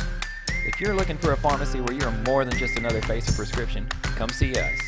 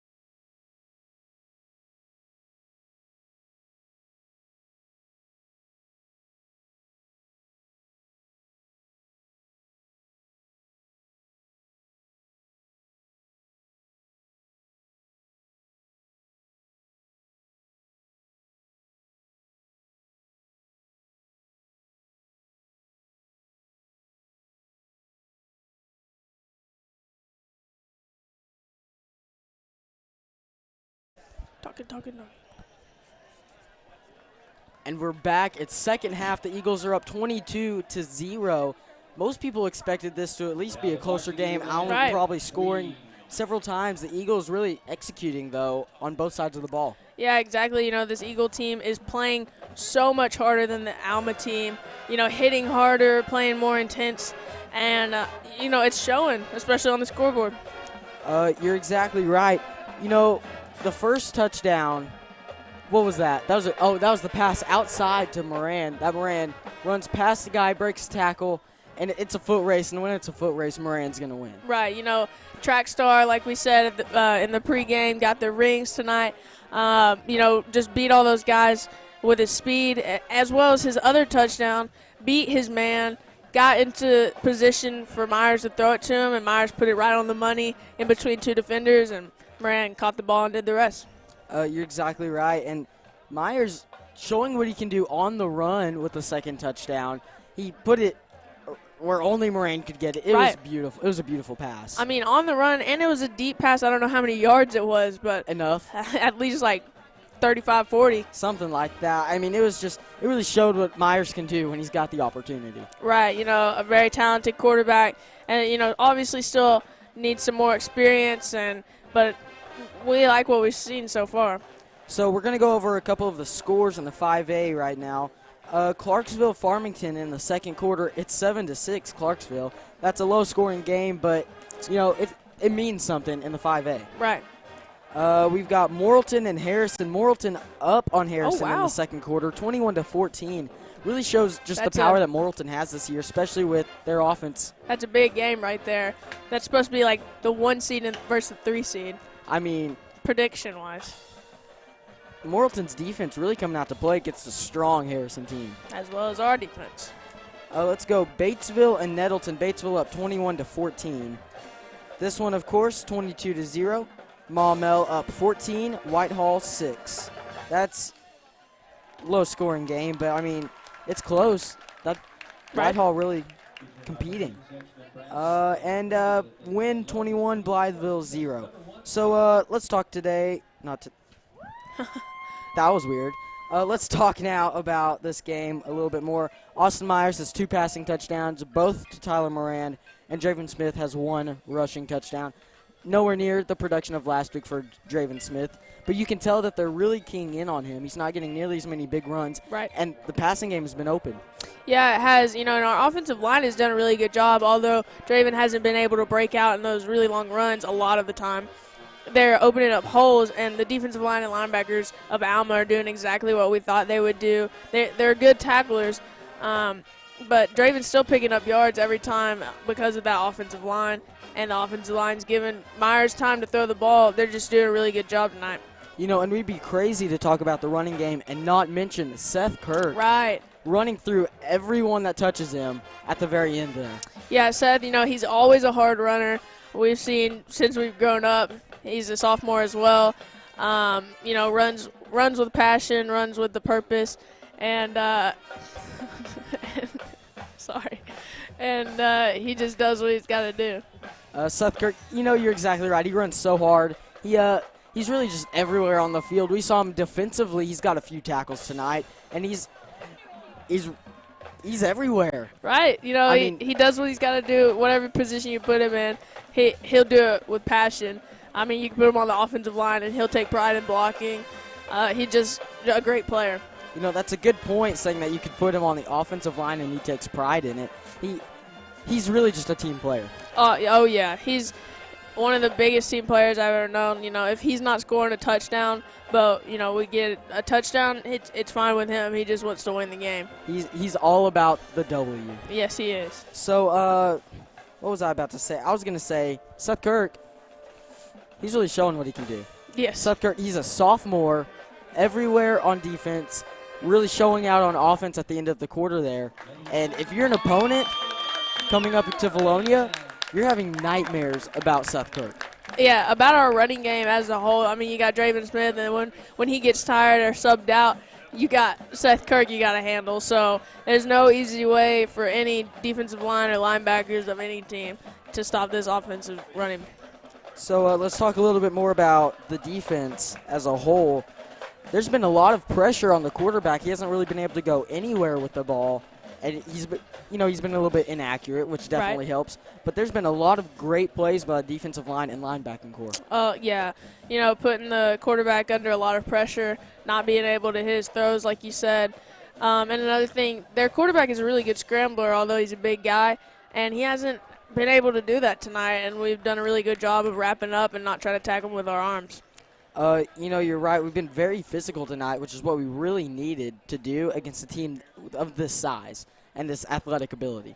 Yeah, you're totally right. And like I said earlier, we're just playing harder than Alma, and we're more intense. We're more excited. We're hitting hard, and we're hyping each other up down there, and you'll feel it on the sideline. Just the atmosphere, the energy. The energy. You're right. It's just out of control. And it's really, what's the word I'm looking for? It's a nice thing to see that the Eagles are really all about it down on the sideline. Yeah. It doesn't matter what they do on the team. They're excited to see their team progress and score 22 points and allow 0. Absolutely.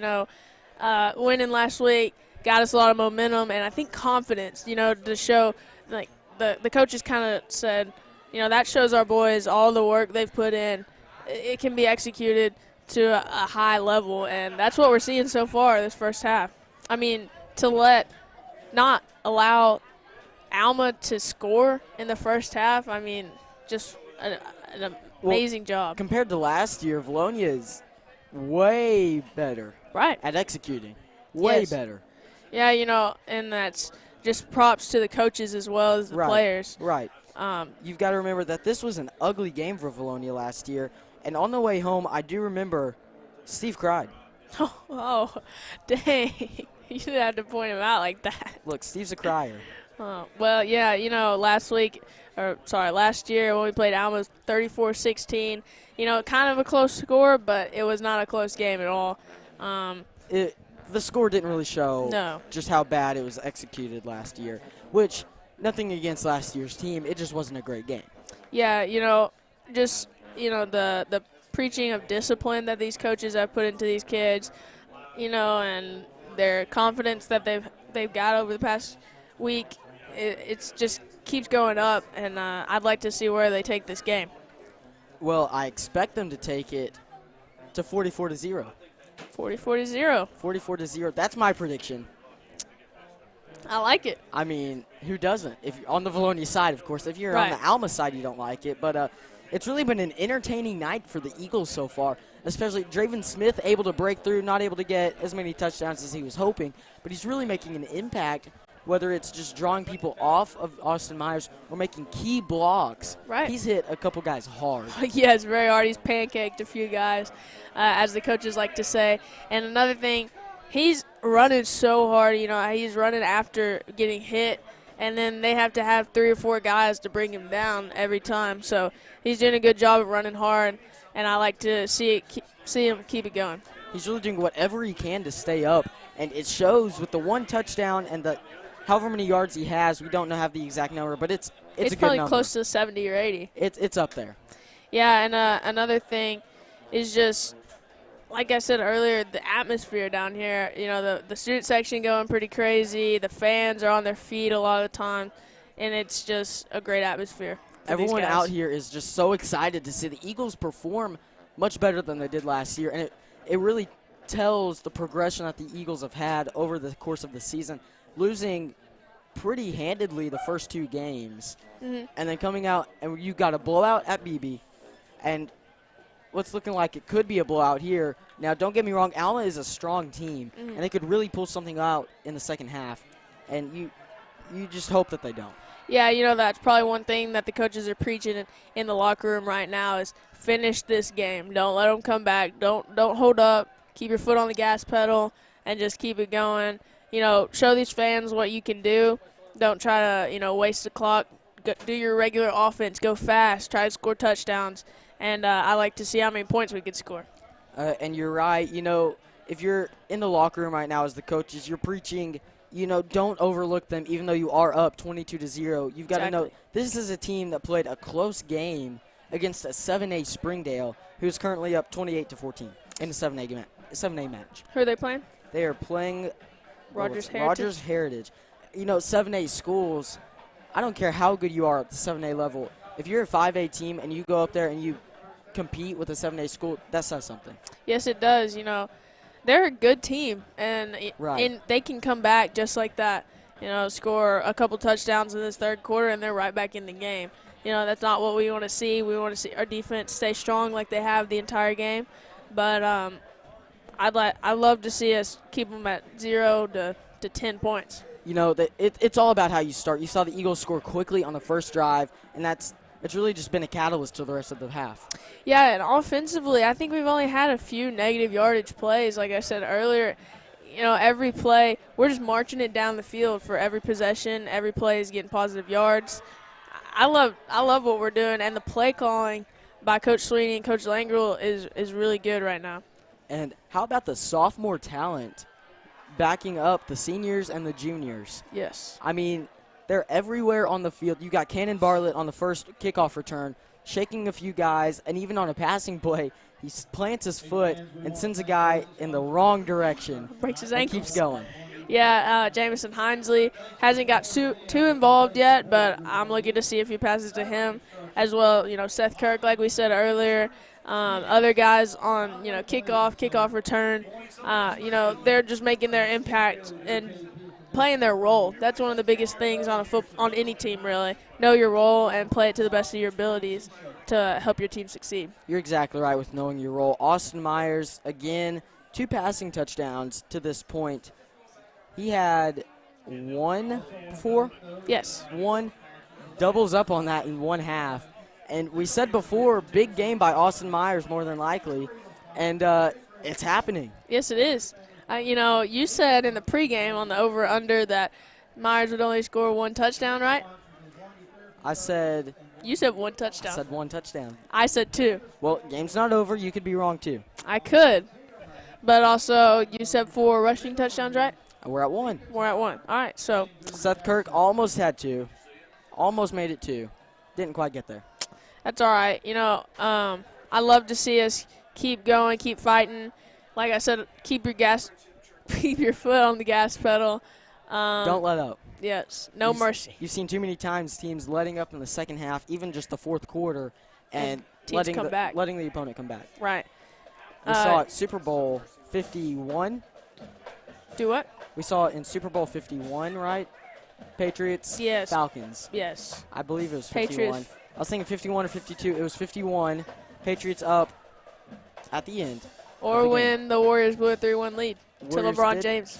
That did happen. I got my basketball. The basketball. Well, okay. 4:45 left on the clock for halftime. And, Madeline, over-unders for the second half. Okay. We'll go Draven Smith, 2 rushing touchdowns in the second half. Ooh. I'm going to say even because I do that. You do it every time. So I'm going to say Draven gets 2 more touchdowns for the rest of this game, finishes the game with 3 touchdowns. That's my prediction. What about you?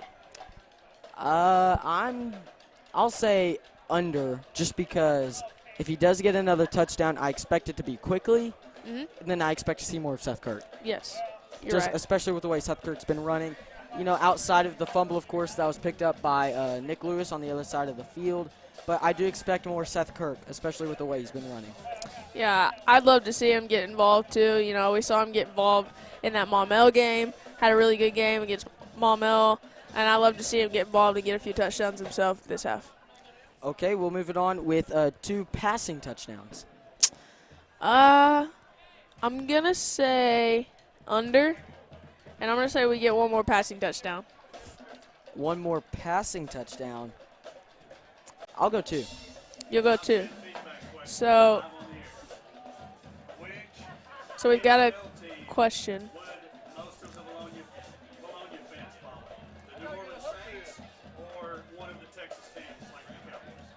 Well, if they... Hold on, we got to say it.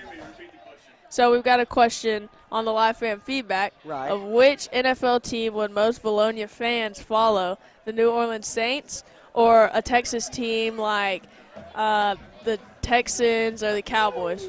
I would say, well, how do I say this without I offending can tell you anybody? who How I'm. do I say this without offending you, Madeline? Hey, If you they were already know I'm a smart- Cowboys fan. If they were smart fans, they would stay as far away from Texas as possible.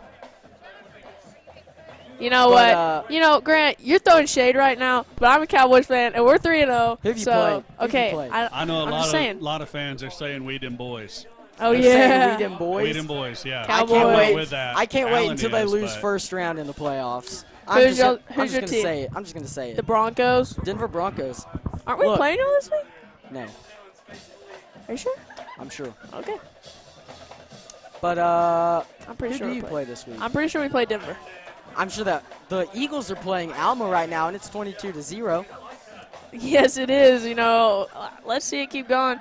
Let me look and see real quick who's going to win this week and who Denver is going to lose to. The Cowboys play the Saints. Ah, dang it. Oh, so the Cowboys will get their first loss this week No way. to the New Orleans Saints with a backup quarterback. And that kind of goes along with the question, New Orleans Saints, Cowboys. I didn't know there were a lot of Saints fans around I think here. that's why they asked the question. Makes sense. Got to be that's my AP mind. Oh. So New Orleans Saints, easy dub for them. No way. Vilonia Eagles up 22-0 with 1:25 showing left on the clock, but the team's just now coming out to stretch for the second half. I believe we're going to run some commercials eventually, but for now, let's stay here. All right. Madeline, what do you expect to see out of the offense for the second half? I'd love to see exactly what we're doing, switching it up, running past. Defense is staying on Alma's defense is staying on their toes. They don't know whether we're going to run it or pass the ball. And I'd love to see Seth Kirk get more involved, as well as, what I like to see earlier was Coots on that big pass play. I'd love to see him get involved as well. And maybe we'll see a little bit more of the Sweeney gate, do you think? We'll keep it in the pocket. It depends. I think if Alma comes out and scores first, I would expect more Sweeney gate. But if we score first, I don't think so. Right. I like to see us bring it back this week. I really love that formation that we have, and we can run any play out of it. And so, you got anything else? Vilonia Eagles 22-0. Yes, it is. We'll see some commercials and be right back for the action. And Grant and New, as they'll bring you all the Eagle football action.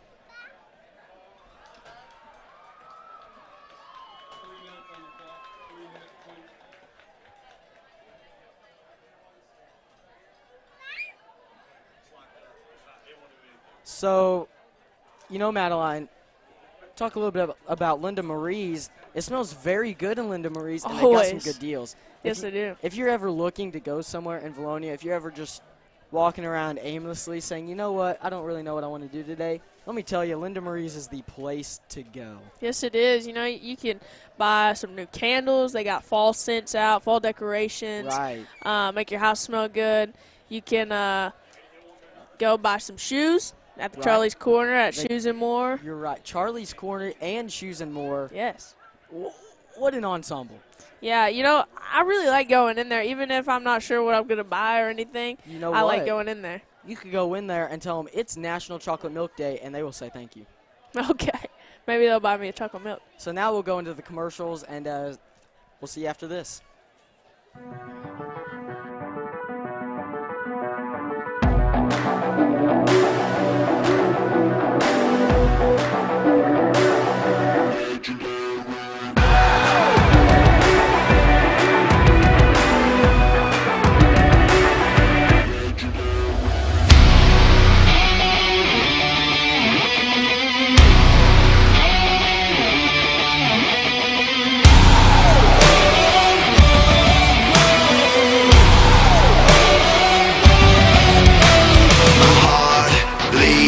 Adrenaline, the fire I breathe is where I live. Incredible, unbeatable, one life to live and never give up and never give in. Some people wanna turn and run, but the strong rise under the gun. Top to the top, ain't never gonna stop. To the top, ain't never gonna stop. Never gonna keep me down. Still the one that's standing now. Destiny is calling me. Go down in history. Every day I fight to be legendary.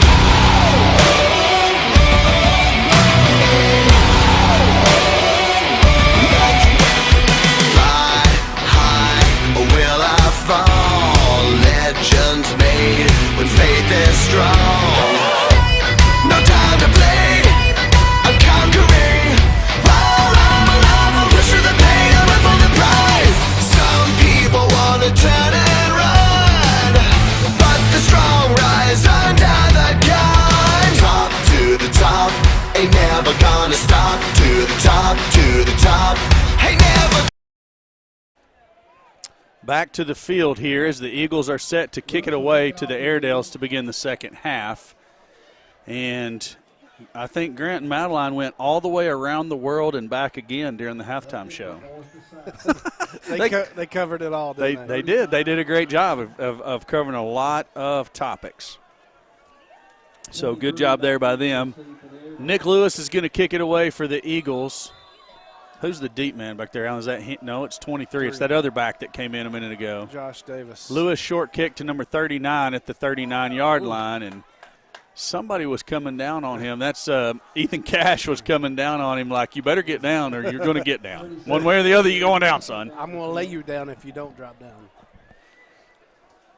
So Airedales will take over 1st and 10 at their own 39 to open the second half. See what kind of adjustments they're going to come out with. I expect to see a lot of their shifts, their overloads type plays. They may try to force the ball downfield just a little bit more, being down 22 here at the half. Yeah, he gets a little excited on the touchdowns, though, you know. She was telling me to turn your mic up. I was like, yeah, you know he gets excited on the touchdowns. I do too. We both do. I'm just joking. Man in motion number 3 for the Airedales. He's going to get it on the jet sweep. Oh, good job by the Eagles to get downfield. They blew up the block, and it was so it was Goff and Kirk that blew up the block, and then they were the guys on the tackle too. That's what setting the edge looks like. Turn him back in where your buddies are. Yeah. And then go make a play. Just go make the tackle anyways. Good job there by Kirk and Goff.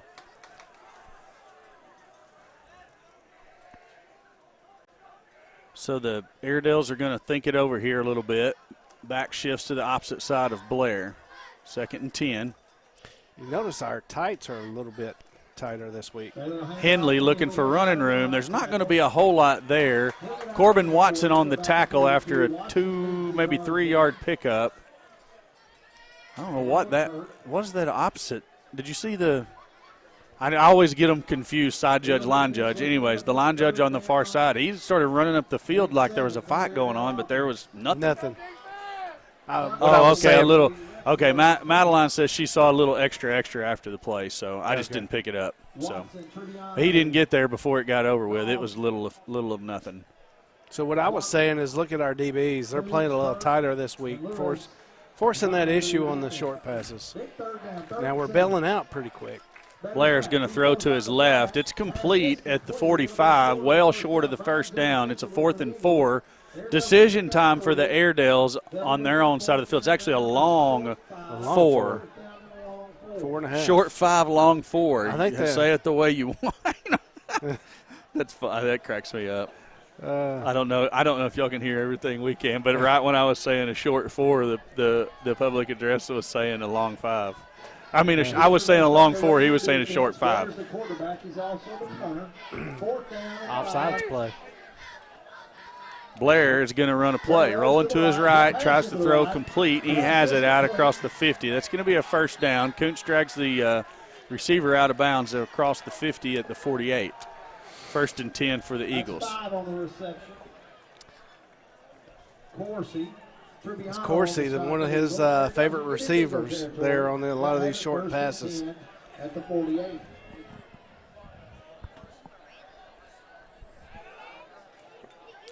Airedales with a few substitutions here after the first down play. 23 is the new back in the backfield. He got the carry earlier. That's Davis. And it's going to be Davis on the read option. There was a hold inside, no flag. Kirk. There's a flag late. That's way back in the secondary, though. I wonder what that is.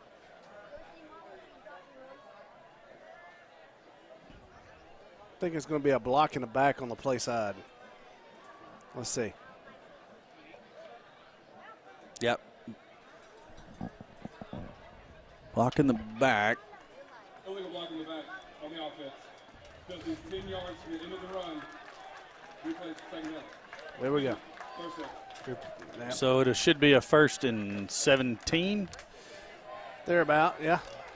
Got 3 yards on the play, so that works out with my math. If Miss Coughlin taught me right. She did a pretty good job. I mean, especially if it was just, can I get on my fingers? Yeah. Mark off of about 8. 1st and 18 for the Airedales. They're back in their territory. Ball spotted at the 44. 1st and 17. You'd think you'd get to see a little more. Blair option. Pitches now to Davis. Davis is going to pick up a few. He stepped out of bounds back around the 50-yard line. There's your option play. Know what you're saying? I'm sorry. You'd think they'd speed it up a little bit. You know, The Airedales? Yeah, a little tempo here. With, They want to get beat worse or what? Well, you're down three scores here. You would think there would be a little bit of urgency to at least get that first one on the board. Yeah, I can see that. I can definitely see that. Because at this point, they're questioning everything about life. True. And he moved. There we go. And why don't we got the call? You want that line judge over there to call it? Yes. It's on his side, and it's on the was. line. I mean, he's looking right down through there. I see what you're saying. Maybe he's new. Maybe he's new, Alan. Yeah. we got the call. Guess who's watching? Miss Cawthon. She said, thanks, you make me look good, Wade. I hope I'm not your best example. Blair drops straight back. It's a screen pass. Davis can't catch it. It's over his hand. And Alma had it set up. They did. Rexroth read it late, and he was going to trail the play, but they still had it set up where they was going to pick up 10 anyway. Third down now and 17. So it's going to bring up a third down and a long 17. 9:05 left on the clock here in the third. And Alma's still trying to figure things out. Vilonia defense has been outstanding to this point. You know, we were talking at halftime with some of the other folks up here in the press box, and they were saying they've seen some kids hit harder tonight than they've seen them hit in 3 full games. Yeah. Blair with all kinds of time, loads up, throws it downfield, incomplete pass. Kirk on the coverage, brings up 4th and long, and the Airedales are going to punt. They're actually going to set up a punt this time. They're going, And you get Blair on the move, and his percentages even go even further down. I mean, just like a young quarterback. Blair? Is he I think young? He's a junior. Blair's a senior, yeah. Is he? Yeah. Well, he split time at best last year with the other kid they had. It was number 3. Yeah. I don't remember his name. The tall kid, right? Right. Yeah. Blair with the soccer style or rugby style punt. Wow. Curveball to Lewis. He played that like a true center fielder. Keep on your feet, Lewis. Just get down now. Yeah. Just go ahead and get down. Save yourself, please. That was the weirdest looking punt. He was running this way. The ball was going. Lewis reverses and has to run 5 yards back across the field to catch it. That was bizarre world. Well, I think Blair was actually looking downfield to see if he had an open receiver, and Vilonia was doing a good job just covering up the guys going downfield. So once he seen that wasn't open, and then I got to kick it. So that's the advantage of having that. Your quarterback back there is your kicker. Right. So it's going to be Myers and Smith in the backfield. Langrel and Hinsley on the near side. Smith right up the middle. Shakes the first tackler out across the 20 to the 25. Tackled at the 27, maybe the 28-yard line. Did you see what I see? No, I did not. We could very well have been called for blocking the back, too. Hey, guess who's commenting now? We were talking about him at halftime when we were off camera. The Beast. The Beast is in the house. Good to hear from you, buddy. Yeah, I'll answer your question here in just a minute, Isaiah. So you're saying we could have been called for a block in the back? I'm glad we could have. I'm glad we weren't. Okay, Hunter McCool checks into the backfield. Moran and Kuntz to the top side of your screen. Langrel and Hinsley to the bottom. Myers, and I don't really know what happened there. Yeah, it was not. Somebody didn't do what somebody the other person thought they was supposed to do, and this is one of those. That's one of those 1 + 2 = 4 plays or something like that. That's not Miss Cawthon math. No. Definitely not everybody on the same page. So Kirk checks back into the backfield. Lewis in for Langrel. Moran and Hinsley to the bottom. Kuntz still up there at the top. 2nd and 11. Myers gives to Kirk. He's hit but shakes it. Fights out across the 30 down to about the 33-yard line. Brings up a 3rd and 5. Yes, 3rd and 5. Long 5. Long 5 or short 6? I guess, is your cup half full or half empty? I concur. I'm a half full kind of guy. I like it. Myers has the ball, fakes to Kirk, throws quick out to Moran. Moran's going to have to make a man miss. He's not going to do it. No gain on the play. He's going to bring up 4th down and 5. Decision time for the Eagles, and the decision's been made. They're going to send out the punt unit for the first time tonight. Wait a minute. I don't see. Is Hinsley out there already? Oh, okay, I see him, yeah. So Isaiah Rocha was wanting to know about how we're liking this new coach. So far, so good. It is.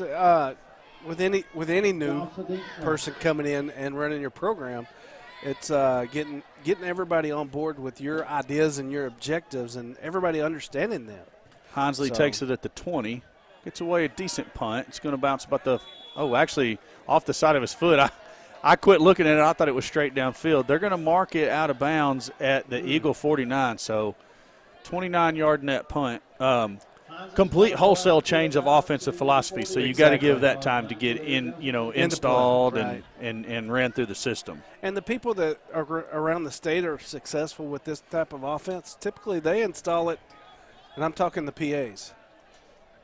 You've been on the sideline when he's down there and heard some of his wisdom that he speaks down there. He starts his quarterbacks and receivers down when they're in Pee Wee and bring them up. So they have got a lot of time to learn his system.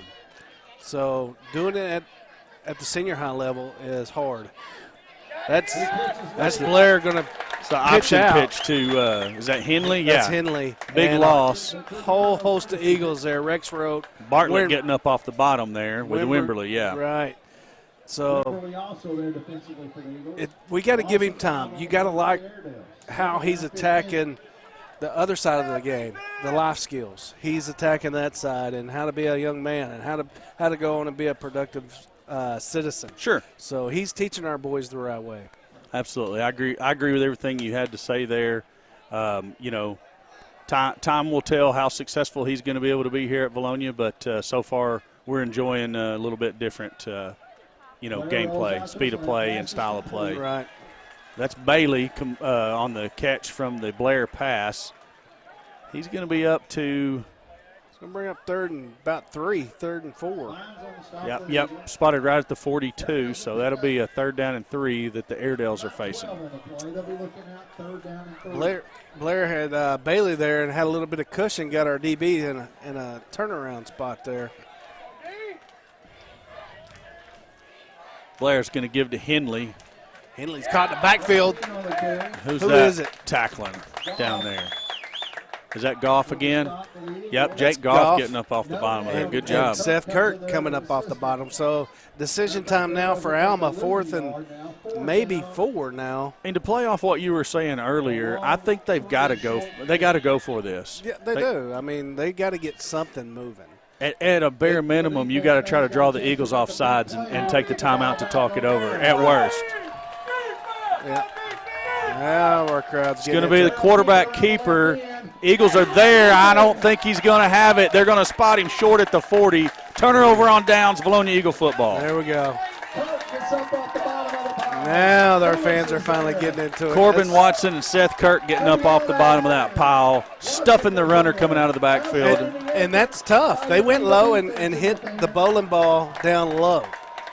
That's always a tough play to see. We hadn't seen it that much tonight, but maybe they were waiting for a 4th and 4 to show it to us. But he's tough to bring down. Eagles take over, 1st and 10 on their own 40. And then looking to put some points up. Jet motion sweep to Tyler Moran. He's looking for running room. Makes a man miss at the 40. Now he's going to cut it back across the field. He's dangerous when he does this if he can shake loose. Yeah, somebody got a hold of his jersey and Moran ran about 60 and picked up 2. And just held on long enough.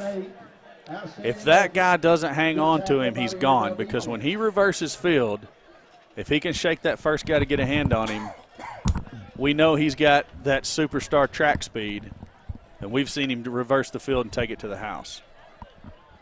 2-yard pickup, 2nd and 8 is what the Eagles are looking at. Actually, maybe just a yard now that I look over there at the sticks. I like Kuntz on top of his DB up there. It's going to be Smith. Right up the middle. He's hit like a run over a brick wall by one of those linebackers. There we go. And that's a different style of run than what we've been seeing from Smith. I agree. The first couple of weeks. First couple of weeks, we seen him go down on that. This time you still see him with his leg drive. Yes. And still trying to get yards. So that's a different running back than what we've been seeing. So maybe he needed last week to get that confidence. And it's showing tonight. He's not had the big plays tonight, but certainly some punishing runs. Myers drops, looking to set up the screen to Moran. Moran was there. Myers is going to run out of bounds. He's hit late out of bounds. Pushed him out of bounds. No flag. And I just saw Moran out of the corner of my eyes. I thought he was there, but I guess, Myers seeing something different than I'm seeing, obviously, from the field level. Right. Maybe he just saw the tacklers there that, Alma did a good job covering up that tunnel screen that time. They have not bid on that yet. Not bid on it yet. And we've got that one on film well. Oh, yeah, that is one of the ones we've tried to run quite a bit. Alan, do you got sizes and weights for the offensive linemen for the Eagles? It's on the roster. So penalty on the Eagles is going to back us up 5 more, and we're trying to get our the right man on the field. As well as the first half went, the second half is not going as well. All right, so who's on the line? Obviously, Bishop's on there. He's 6'2", 250. Maybe we should wait till the next time we're on offense. David, we'll get it. High snap. Good catch. Hinsley gets a punt away, bounces at the 50 and takes a Airedale bounce. Ethan Cash is going to down it at the Eagle 49 and going to have to ask for the defense to step up again. Yeah. We are, and we've had Alma's number tonight. We've been able to stop Blair on his runs. We've been able to set the edge, all with the exception of one play early in the game. And they've not really beat us deep. I think their longest pass play 10, 15 yards. So we've not let their receivers get on top of us. So we're doing fine. True statement.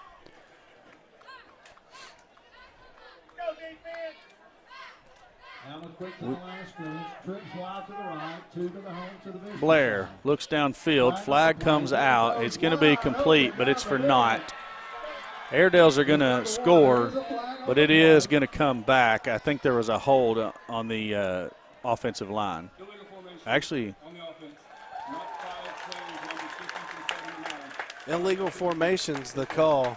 He said not. It sounded like there wasn't 5 players on the field with the right numbers. That's what it sounded like he said. Well, a 10 trots off and a 75 trots on. He said something about 15 through 79, so that's what it was. Okay. He said not 5 players numbered 15 through 79 on the field. So basically they had too many eligible to go down the field numbers, and that's not a legal formation. Okay. That one's deep in the book, I guess. It is. Well, like I said, he's been around. Yeah. It's going to be looking for a screen pass, but now they're going to try to go. There's no way there's not an ineligible downfield. 52 is 7 yards down the field before the pass is thrown. Yeah, and blocking going on downfield. So incomplete nonetheless. I've seen ineligible called for severely less than that. That was awful. So while Mr. Chusty may be very experienced, I'm not so sure his crew is. Second and long. Blair's going to roll to his left, tries to throw deep, and I believe catch. Grayson Bailey's going to actually they're going to say out of bounds. They're going to get together and talk about it. Let's see if it call change. Well, if the side judge is saying out of bounds, I don't know how the back judge can overrule that. Well, don't go to the white hat. He's 30 yards down the field. He don't know. And it's still up for discussion. Oh, they're going to call completed pass. completed pass. It was a good pitch and catch. It was. Why is the guy that's supposed to be watching that running down the sideline signaling no catch and then letting everybody else tell him what he should have called? Well, again, I'm trying to stay away. I'm trying to stay away from getting on the officials, but they're making it darn hard on me right about now. Blair has it, gives to Henley, reverse to Bailey. Looks like the Eagles have this one covered a lot better. Seth Kirk on the tackle. Maybe a yard pickup, maybe 2. On the tackle again. Yard and a half is what it looks like.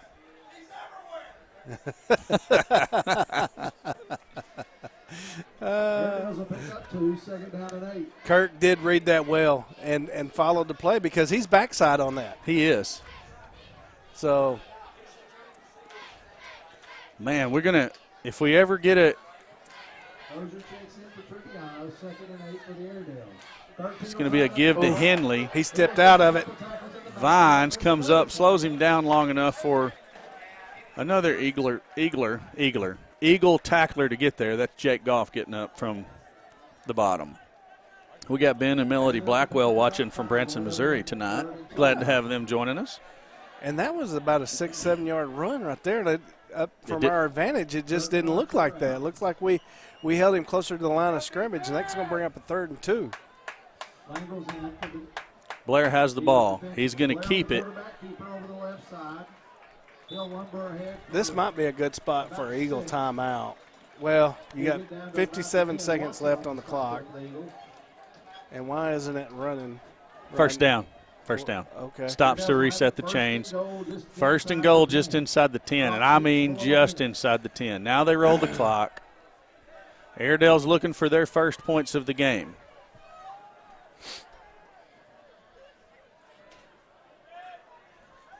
Blair rolls to his right, throws complete to number 5, and he's going to be tackled down inside the 5, down to the 1 yard line. It's going to be 2nd and goal there. You know what you're going to get right here? Quarterback power. Quarterback power. They're going to overload one side. Going to go what they call king, and you're going to get quarterback power. It looks like exactly what you're going to get.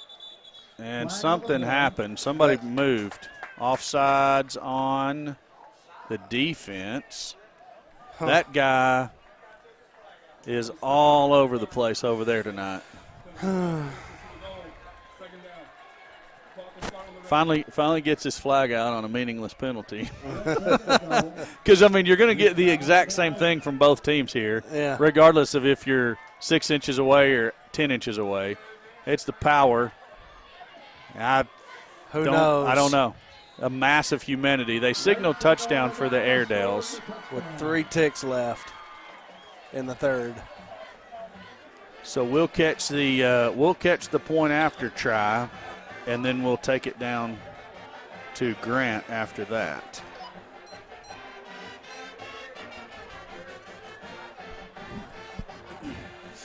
I don't know, Alma. Alan, did they have anything on tape? Are they a go for 2 type team? Are they a kick the extra point type team? What are they? Well, they've kicked the extra point every time on film, but since we went for 2, they may try to get it back right here. And that's what they're lining up to do. So that's Bailey in motion. Now he comes back across the formation. Blair's going to roll right. He's looking for Bailey. He's not there. Hit hard by Corbin Watson. Throws up a prayer, and I don't know why the secondary comes off. The only person that's going to get the quarterback is Watson. Why come off your man back in the end zone? They threw their hands up, but they didn't turn around and find the ball. Turn around and find the ball. So the prayer pass from Blair goes for 2, 22-8. Eagles lead the Airedales, and Grant, I wouldn't say a letdown by the defense there, but not the same defensive effort, or not effort. What's the word I'm looking for, Alan? Aggressiveness as the first half. What did you see on the field level? Well, Court, you're exactly right. There was a call on the other side. They called that catch, or they called the throw a catch when the ball was out when the guy came up. But unfortunately for the defense, they do call it a catch. And you saw the Airedales end up marching it down for a touchdown, but you saw it. There's 3 seconds left on the clock for the third quarter. So if you're the Airedales, you have to have more of a quick strike ability. You're right, Grant. We were talking about that a little bit earlier. How do the Eagles respond here offensively after a slow start themselves on offense? Well, I expect them to come out and try and put everything they have in the playbook. They're probably looking deep to try to get something rolling to keep the ball a little bit longer than before. I agree with you 100%, Grant. We're going to take it back down to the field here as the Airedales are set to kick it away. Smith and Moran back deep. Kick's going to go short, and that's Lewis fielding it over his shoulder at the 30. Playing a center field position. Yeah. Hey, I like a play action right here. Okay. Kuntz is getting one-on-one up top. So is Hinesley down here at the bottom of your screen. They both have been getting one-on-one on that edge. Double move. A double move route and get on top and let's sling it down the field with Myers' arm. And we got that again. I mean, one-on-one, no safeties. Myers gives to Smith straight up the middle. He's trying to get a crease. He's got it out at the 50, to the 40, to the 30, to the 20, 10, 5, touchdown, V-Town. And you knew once he hit that crease there wasn't no Airedale on the field going to catch him. Nobody had an angle. Or the Jets. They didn't have the angle and they didn't have the Jets. Yeah, he hit it once he hit that second and third level. The gap was there.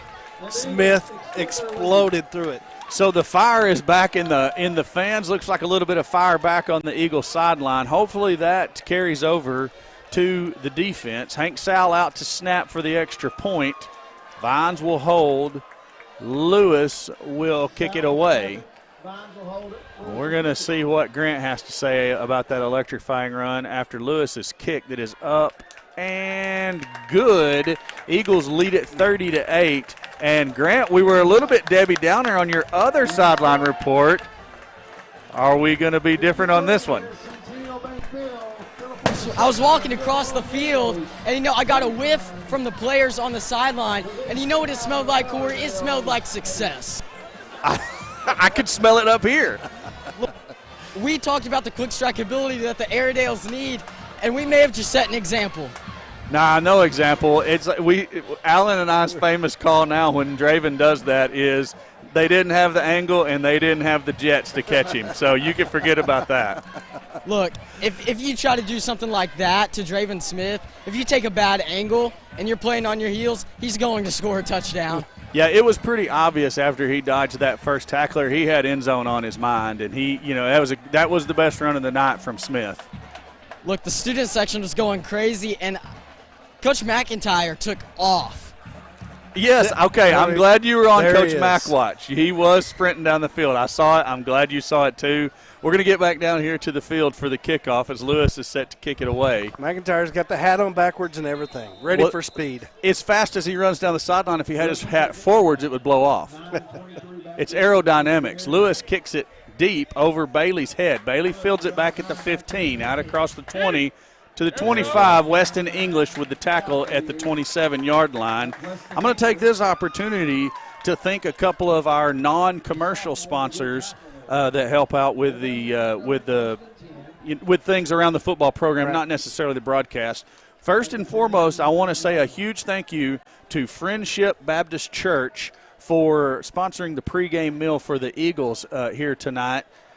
Typically, it's been a church every week. I assume it's going to be a church most week, but we've had multiple churches sponsor pregame meals for the boys, so they make sure they have a good meal to fill them up to be fueled up for the game. So we appreciate Friendship Church for that. I'll call this play and go back to a couple of others here. As Blair has the ball, he looks downfield. He's going to throw a wobbly pass over the middle, incomplete, out of the reach of number 9, Grayson Bailey. Seth Kirk right there in the pocket. Right there in Bailey's pocket was Seth Kirk. And as Steve said down here in the next section of the press box, he's everywhere. Yeah. He is everywhere. I want to say a thanks to the shirt sponsors for tonight. Every Eagle home game, the Vilonia Eagle Football Foundation has 150 shirts printed up that they give away to the first 150 Eagles fans in the door. Blair's getting pressured. That's Wimberly and Watson and Ozier. See ya, Blair. Watson's excited about it. I seen him when the offense was on the field.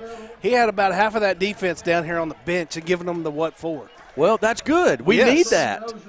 That's senior leadership at its best. That's right. Let me finish up these shirt sponsors. 150 sponsors to the first 150 Eagles fans in the gate at every home game. Local businesses sponsor these shirts. Sponsors for tonight: Moix Equipment and Toy Company, Ott Insurance Agency, Steve Good, Justice of the Peace, District 3 for Faulkner County, Sadler Construction, Keith's Service Station, and Conway Collision Center. You see the penalty there on the Eagles is going to give the Airedales the free 5, make it a 3rd and 12. But those are the shirt sponsors. I think we might have one or two left, maybe not. Get in touch with myself, Alan Wade, or any of the Vilonia Eagle Football Foundation board members, and they can point you in the right direction for a shirt sponsorship. Blair has the ball, rolls to his right. He's being pressured again, and that's Campbell Ozier. He's right there. It's like he was getting blocked, and he turned around, and it's like, oh, there's Bailey with the football. Let me take him down. Ozier's hard-nosed football player. Yes. He's got that tenacity for a young guy, almost like Seth Kirk has. And that kind of stuff is contagious. You know, one guy starts talking about it and then doing it, and everybody wants to be a part of that. That's right. It's going to bring up a 4th down for Alma. Blair back to kick. Lewis is deep. Matthew Burgess tuning in from somewhere in Oklahoma, watching us. Well, it wasn't delay a game. False start on the offense. We get that 5 yards back. Yeah, the 5 yards we gave them, they gave us right back. So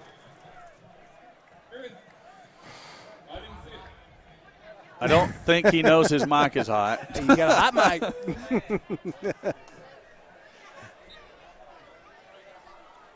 So Blair's going to be back at the 12 now to receive the punt. We've all been victim of a hot mic issue. Indeed. Like last week, maybe? You made the highlight reel, I heard. Did it. Blair with another one of those awkward-looking punts.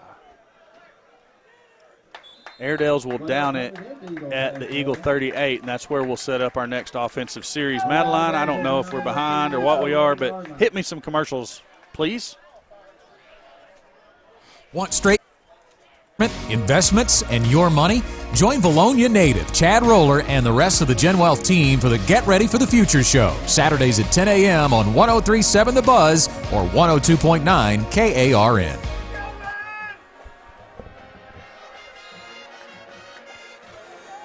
Back to the field here where Myers is ready. He brings Moran in motion across the formation. Fakes to Moran, gives to Smith. Smith dodges a tackler in the backfield, gets upfield for 2 or 3 yards, and number 34 there for the Airedales probably needs to watch, just tend to his own business and no extracurriculars because it's probably going to end poorly for him. I still like the play action right here. Yeah. Let's go over top. Let's get another big play.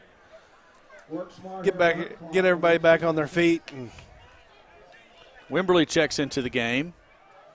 We got one-on-one on the top, and we got one-on-one on the bottom, too. And the huge cushion again on Moran. Smith in the backfield. It's going to be a delay handoff to Smith. Looking for a crease. He's out across the 50. He has first down yardage. Tackled at the 49-yard line of the Airedales. Yeah, Airedales is not liking what's going on there. So Matthews watching us from Perkins, Oklahoma. Thomas says, as long as there's no cussing in the hot mic, it's no problem. I agree. That's what we're – well, that's – I mean, not us, but like Grant and Madeline, they're always worried about cussing into their hot mics by accident. Madeline gave me the stink eye on that one. She's in the producer's seat now, so she gave me the stink eye. Oh, it's Draven Smith with a handoff. Looking for running room. Going to try to reverse field, and that was a bad choice. Yeah. Airedales were waiting for him. No gain on first down, brings up 2nd and 10. He had a roadblock there from one of them offensive linemen we're supposed to be talking about. That was 71. Jacob Pierce, 6'1", 265. All right, 63, hit it. That is Bishop, 6'1", 250. 59. 59 would be 6'5", 320. 64. 64 is Watson. That's 6'2", 260. Seth Kirk into the ballgame. Center 66. We didn't get him yet. That's 5'5", 210. And false start there. 76. I'm sorry, 76. That's Schultz, didn't it? Yeah, that's 6'2", 300. God. Man, what a line. Yes, that's The why. smallest one was 250 at Bishop. That's why Halter was wanting to hear about it. He knew there was some beef out there. He just wanted to know how much. Wow. It's like a full stockyard. I think my biggest lineman back in the day, which is in the early 90s, was, I guess it would have had to been Pete Bonema at about 6'5", 220, 230 at the day? Maximum. Yes. Maximum. Of course, my pulling guard at the time, Brad, ball on the ground, Seth Kirk's going to cover it up. My pulling guard back in the day, Brad Ushery. Yeah. 5'8", 135, 145, 155? He was 150. 150, okay. Yes. All right. And which I outweighed him. Now, I was shorter. I was 5'7", and 155, 160. He was a little quicker than he was, though. Yeah, I suppose. Maybe. Yeah. You was the bowling ball. I was the stump. The stump. Bring back the stump. All right. Robert Morse tuning in from Illinois. And Charlie and Kay Rossetti from West Fork, Arkansas. We like to Myers, hear the play action to Smith. Looks downfield, throws it. Moran was there, too. Incomplete to Moran. I was premature on the call. I was trying to say complete, wishful thinking, and Tyler wants it back too. It was the pass was just a little behind him, but he knows he can catch it. Catchable ball. Yeah, that's the thing. Like hearing from where everybody's at. I'd like to hear their connections. Okay, Charlie and Kay. I know that is, I believe, grandparents of Campbell Osier. Okay. Benny Blackwell says go number 5, so he's cheering for Jamison Hinesley. Okay. I think I'm going to guess Matthew Burgess is a former student, maybe even a former player here. Low snap. Hinesley handles it. Gets away a wobbly punt. It's going to go out of bounds. Where are they going to spot it? At the – right there at the 43. Yeah. So that's where it's out of bounds at. Alma sent the house that time. Yeah, we're going to hit a couple of commercials here real quick.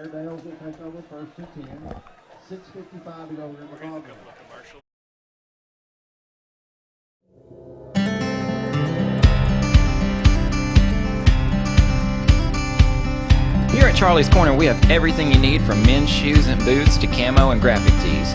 Come on down to Charlie's Corner next to Linda Marie's at the Vilonia Commons.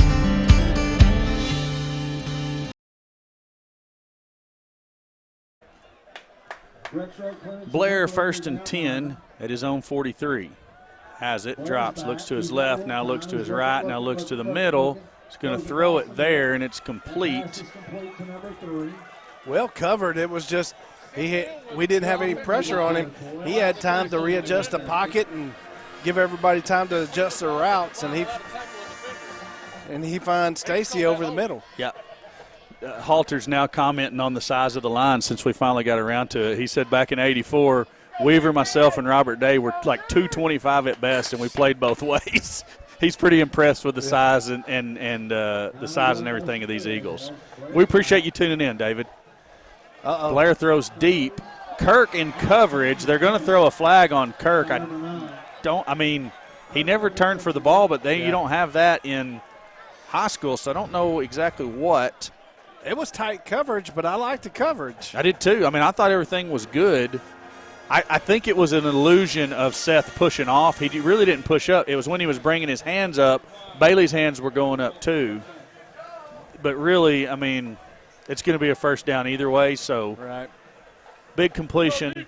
First and 10 for the Airedales down at the 16-yard line. Yeah, Matthew Burgess, a former student and was actually a football manager under Coach Schock back in the days. Oh. So thank you for tuning in, Matthew. Blair throws short to Bailey. He's being chased by Kirk. And wow! All over the field. All over. That was a pretty good lick. Pretty good lick. So Rick Heffington, he's watching from Wisconsin. Okay. He's cheering on Austin Kuntz. I remembered that one from a previous broadcast. Okay. I got a short memory. Melba Cawthon says Brian Jumbo Cawthon was the first 300-pound lineman at Vilonia, and I don't doubt it. Yeah, Brian was he would have been on that offensive line around my time. Now you be telling fibs. Yeah. Handoff off the right side. Corbin Watson on the tackle. Just didn't remember Brian being that big. He's the jumbo. Well, I know, but your memory's getting old like you. I guess I don't know. Some confusion there by Alma. They're trying to run players on and off, and now we're going to stick with what we got. Blair has it. Gives to Henley. Henley's met in the there. backfield by Wimberly. Wimberly says, I'm going to take you back a couple. We needed that. That's going to bring up a 3rd and goal from the 8 is where they're at. So there's a question, is Austin Kuntz any relation to George Kuntz, who played back in the day for the Green Bay Packers? I don't think so, but one of the Kuntz family is going to have to tell me for sure. 2nd and goal, back at the 7. Motion for the Airedales. Blair's going to roll to his left. Actually, a good block by Henley. Good. There we go. Vines knocks down the pass. Just enough to get in the vision of. Man, Goff had a shot on Blair, and Henley blew him up. Good effort there by Goff on a delayed blitz. And Vines doing just enough to get in Renfro's path and mess up his vision. Because he had 2 guys there that he was covering. So Henley's going to trot off. New back there. That's number 3, Connor Stacy. 3rd and go. You got to watch. We're falling asleep on Blair. Don't fall asleep on Blair run. There we go. One high, one low. That's how you got to tackle him. 72. That's Clements. And Goff, 19, coming up out of there. Good job. And Goff was low and Clements was high. And that's how you got to tackle that big running back. So Alma going to take a timeout and decide on what is their best scoring play. I hope they don't have one. Grant, what do you think? Well, Corey, I don't really have an opinion on the matter, but I will say it's 4th down. Indeed it is. Remind me what the holiday was from earlier in the broadcast. I can't believe you forgot. It was National Chocolate Milk Day. Who said I was paying attention the first time? That breaks my heart. It's not that I wasn't paying attention to you. I had a lot going on in the pregame if you didn't notice. You know, well, I still thought, being your birthday, buddy, you would pay attention to me. True that. Okay, I will not miss another holiday, national holiday on a broadcast day. I will know from this point forward, Chocolate Milk Man. You know what? I believe you. I believe you. All right. Well, with that being said, can you tell me anything about G-Rant? Anything about G-Rant? Well, G-Rant is 5'7", and he noticed, I don't know if you can see him, Stone Cold Steve Austin is over there, and the lights are illuminating his silver hair. I love it. All right, here we go. Unique formation for the Airedales down on the field. Trips stacked out to the right side. Blair's going to throw quick behind Bailey, and it's going to go out of bounds all the way back at the Airedale 18-yard line, and that's going to be where the Eagles take over. Somebody lit Blair up. I didn't see who it was, but I seen Blair rolling around on the ground like, what freight train just come across me? Who was it? Madeline didn't see. He wasn't in the camera. But good job staying with the ball. Just couldn't pick up who it was from our replay here. Obviously, that helped us out. Now we're picking up the ball at the 17. Yeah, I said 18. They actually marked it at the 17, so that's where the Eagles will take over. I didn't hear what you said. You was watching the blow-up? Yes. Okay. I can't blame you for that. Draven Smith in the backfield with Myers. Eagles looking to put another 6 up on the board. Smith dancing around tacklers. Still running on his feet out across the 25. Going to be down. That's a 9-yard pickup. Yeah, just outside the 25. Not quite the 26, though. Wow. I didn't think it was that much. I didn't either. When he sidestepped the tackler, though, he was already 3 yards up the field, and I didn't realize it. Yeah. Not much situational awareness from the broadcast crew currently. I just got to call it like I see it. Yeah. 3:50 left on your clock. Eagles not in much hurry. No. Slow it down. Let's run this clock out. I'm sure they'd like to put 6 on the board about the time the clock expires, or they could just do it here if Smith busts out. Was that the old Berman? What? Yeah. First down run for Traven Smith out to the 35-yard line. Oh, man, I like it. Rex Rote checks in. Here's your package. Yeah, I like that package, but we're a little far out for it. Well, I mean, you don't know what Rex Rote's capable of. And next thing you know, he may turn on them Draven Smith afterburners and be gone. You see little torches coming up off of his feet as they hit the ground. Choo, choo, choo.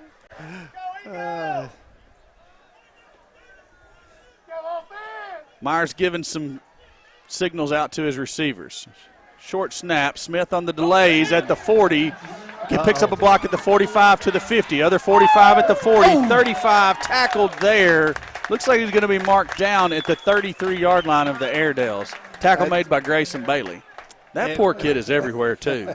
Yeah, he's going to sleep good on that ride home tonight. He's a senior. I remember it. That joker have a good game last year. You know what I'm saying? And he's not having a bad game this year. He just doesn't have as much talent around him as he had last year. That's right. So credit to Grayson Bailey. We noticed him last year, and he's continuing to be a solid player for the Airedales this year. Clock rolling, 2:33 to play. Kirk into the backfield. Rex Rote still in there at sniffer. Myers gives to Kirk straight up the middle, makes a man miss. I like that. Looking for running room at the 20, 15, 10, 5. Touchdown, V-Town. Seth Kirk takes it in from 33 yards out, and nobody deserves a touchdown more than that man tonight. Man, all over the place defensively.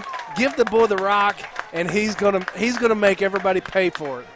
You know, I think we may be looking at a potential post-game interview nominee right there. We'll discuss that momentarily at the next dead ball situation.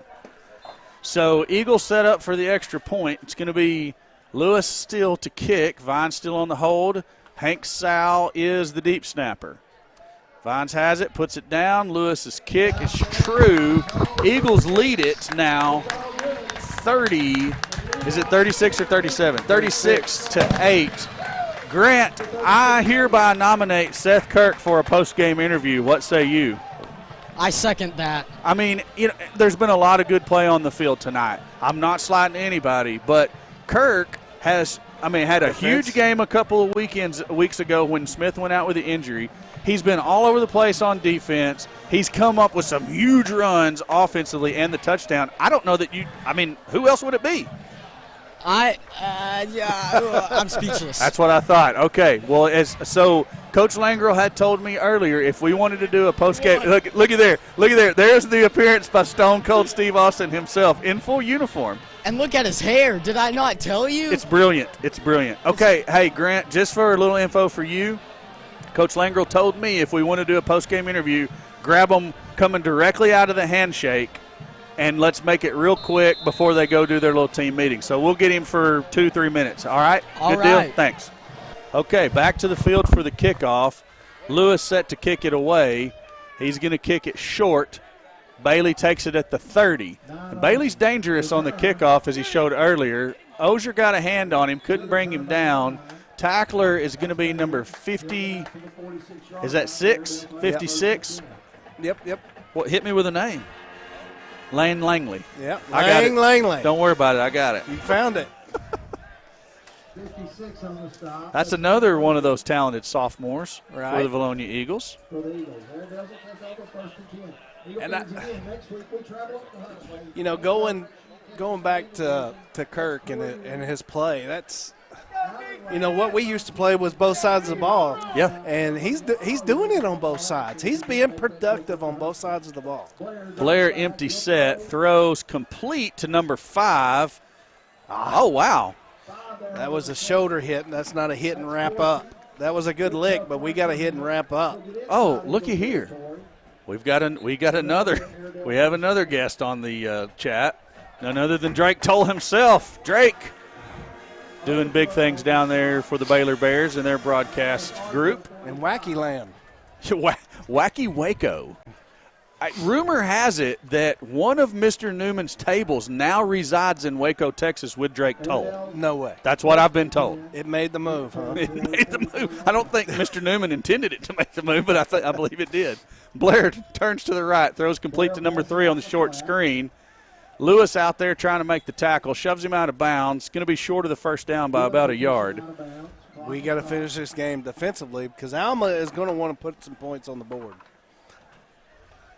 And I'd like to see it end 36-8 or greater than that.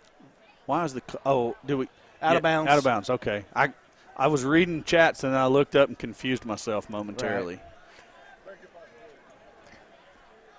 And you know, Rexroth coming in that offensively playing that sniffer back, he had some good blocks. True that. Number 5 catches the pass out around the 28. Fights forward to the 25-yard line. He's going to be tackled there. They're just going to give him the 24. 1st and 10 for the Airedales there. That was Tribbiano on the tackle. So David Halter's thanking us for broadcasting because he says he's an old man and he likes to enjoy from the home in a recliner. Drinking some sweet iced tea after a long week at work. You're not – I guess he is a little older than us. I was going to say he's not terribly older than us, but a little bit older than we are. So that you know, Mr. Halter played and started – as a freshman for the high school team. Shut your mouth. He did. Screen pass to Bailey. Good tackle there. I'm going to have to get that number. That's number 35 making the tackle there. I should know that name. That's Trubbiano. Trubbiano coming up with a good tackle there on the Bailey crossing route. That was a flop back in the backfield. We're going to have a personal foul on Vilonia, but it was a complete flop. You know, flopping's illegal in basketball. Technically speaking, a flop will draw you a technical foul in basketball if the official knows what he's doing and catches you doing it on purpose. So yeah. I don't know if they've got that rule in football or not, but on that player, it was right in front of the official. He had to call it. Well, I mean, they had an incomplete pass right in front of the official that they called complete. So well, Alma's got some players running in on late. We do need to stiffen here and keep them out of the end zone, no doubt. 49 seconds to play. Henley's going to get the ball. 13 on the carry. Who's that? It's Kuntz on the tackle over there. Clock continues to roll. Under 40 now. Alma's got 2 timeouts left. Bartlett on the stop for the Eagles. Briggs checking into the ball game. 58. Briggs checks in. Looks like Clement's checking out. So Airedale's still in no hurry. Clock's at 20 seconds to play. Give's going to be to Henley straight up the middle, and that's not going to work. Not going to work. Who's that? Them tackles That's have Trubbiano there again. Them offensive tackles have not been able to handle our defensive tackles all night. Guess who else crawled out of the bottom of that pile? Kirk. Seth Kirk, no doubt about it. And they stiffened and held. They did. They did. Outstanding effort by a lot of Vilonia Eagles here tonight. They're going to win it 36-8. And I can't say enough good things. We had that little bit of a lull at the beginning of the second half where he came out a little bit flat, but turned it on again, put a couple more touchdowns on the board with some big runs from Draven Smith and Seth Kirk. And, some good quarterback play out of Myers at the beginning of the game. Defensive play by Kirk early in the game. Defensive plays by Goff. Wimberly again. Wimberly's always around the ball. As a matter of fact, you want to get Wimberly too and do a defensive team. Hey, Grant, let's go ahead and grab Wimberly also when you grab Seth. So go grab Wimberly and Seth Kirk and get those ready for a post-game interview. What a way to start off the year with inside the conference too. Indeed. Because when was the last time Vilonia started with a conference win? Tell me. You can't tell me because you don't remember. No, I don't remember. And it just sets us up for the rest of the year. You know, the first 2 losses were big, but in the grand scheme of it, we've said it 100 times that it doesn't matter setting ourselves up for playoff play. All right, Grant's going to catch the players after they shake hands with the fans. Ben, I think he's going to be down there around the 25 sometime by the time he catches them. Yeah, it does. And I'm not looking forward. I'm not counting a dub before I should, but, I mean, let's call it like it is. The Eagles should travel up to far, far northwest Arkansas next week and get a win. So when was the last time – you don't remember the last time the Eagles won their first conference game? And when was the last time they were 2-0 to start conference? Assuming everything goes well next week. I don't know. And you'd have to think it was back in when we made our championship run. Yeah, I agree. So let's play homers for a minute. We've won tonight, 1-0 in conference. Preseason, or you should call it preseason. Non-conference doesn't count. Right. We're only worried about conference games. We're 1-0. We go to Huntsville next week, 2-0. Okay? Mm-hmm. Then you get Harrison back in Philip D. Weaver Stadium. And last check, Morrilton was still up on Harrison late in the game. That's right. So I mean, I'm not saying that it's that looks like a lot more winnable game now than it did about 2 weeks ago. Right, because at that point we all thought it was going to be Harrison, and then who else was going to shake out 2, 3, and 4 for the playoffs. But at this point, Harrison, obviously not watching any game film, but wow. And historically Morrilton has got athletes. True. So with a good game plan and some confidence from your Eagles, right, that's a winnable game. This just in, 34-33. Devil Dogs leading the Harrison Goblins late in the fourth quarter. So that one's going to go down to the wire. Grant's still waiting on – apparently Wimberly and Seth Kirk both decided to be at the very end of the line. Seth Kirk just went over the middle. Okay, so he's not far away. I'm not sure about Wimberly just yet. But anyways, we're still waiting on Grant to grab Seth. It should be any minute we're ready to go down there. They're already playing the fight song. Yeah, that's okay. We might not get much of an interview before the meeting. Well, I think – did Seth run over there or? Right there. He was trying to get him. Will he come up? So I see Grant signaling. He's got Kirk. I don't know about Wimberly. All right, so we're going to talk to – okay, it looks like Grant has Seth Kirk on the sideline. So let's ask Seth a couple questions about his team's performance tonight. Okay, well, Seth, how do you feel about the game tonight, just in general? It was pretty good. I'm pretty beat up, though. Pretty beat up. You played pretty physically on both sides of the ball. How does it feel to be able to play like that? Oh, well, it just feels good. But my offensive line blocked really good. My defensive line held the guards so they wouldn't come and get me. So it was all of them. I didn't do anything. So. Hey, Grant, let's turn him loose over to his team. Looks like they're waiting on him there. Great job by Seth Kirk. We appreciate the hard work tonight. And here in a second, let's see. Do you want to come up or you want to try to grab Wimberly? Well, I never saw Wimberly, so I don't really know where he is. Okay, fair enough. I'll just come up there. Yeah, come on up. We'll set up for the post-game show. Good job. All right. All right, so let's see here. You in a hurry? No, go ahead. So they're guessing that maybe it was 03-04 the last time the Eagles won the opening conference game. I wouldn't argue with that. I mean, I just don't know. I'd have to go back and look and see when it was. Actually, Jake Gocher was on that team. He's saying, no, we lost to Batesville our first conference game in 03. So we'll have to look that one up. Yeah. Man, we'll have that. We'll have that for next week for our pregame show, won't we, Madeline? Okay, we're going to hit a couple of commercials here and probably hear just a little bit of music. We're going to set up for Grant. Wait a minute. G-Rant and Matt Ellen's postgame show. There we go. You've been watching Vilonia Eagle football on Eagle Vision, brought to you by the Vilonia Eagle Football Foundation, Linda Marie's, Genwealth Financial, Central Arkansas Trophy, Vilonia Family Pharmacy, DNN Construction. Did I miss anybody? Nope. I didn't miss anybody. Thanks for watching. We'll be back with you next week. Pre-game show 6:30 starting in Huntsville, but hang on. Don't leave just yet. We got a wonderful post-game show coming up. Erie, Ben Duff, Madeline Tipton, and Grant McNew. This has been Vilonia Eagle Football. Thanks for watching.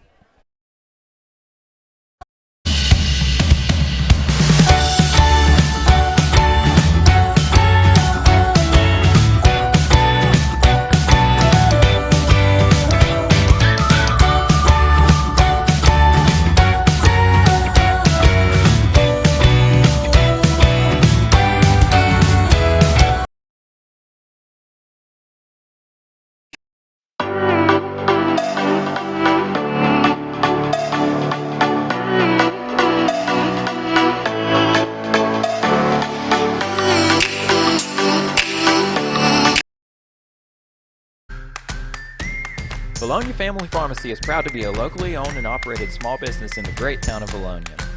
If you're looking for a pharmacy where you're more than just another face of prescription, come see us.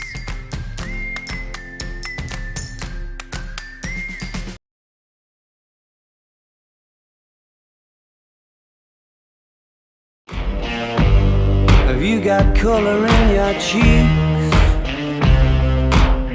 Do you ever get that feel that you can't shift, the type that sticks around like summits in your teeth?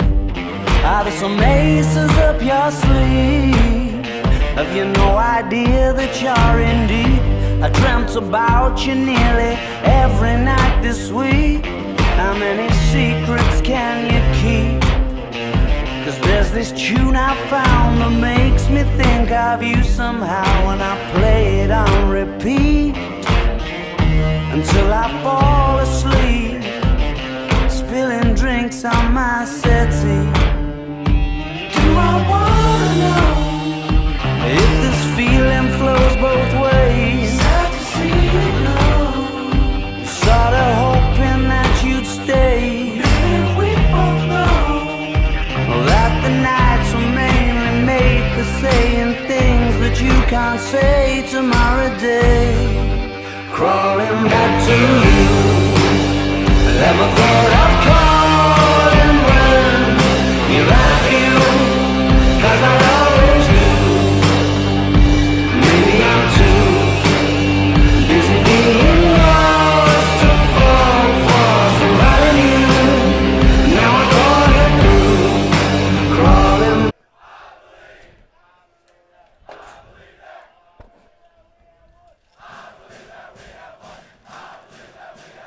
And we are back. The final score 36-8. The Eagles taking the victory over the Alma Airedales.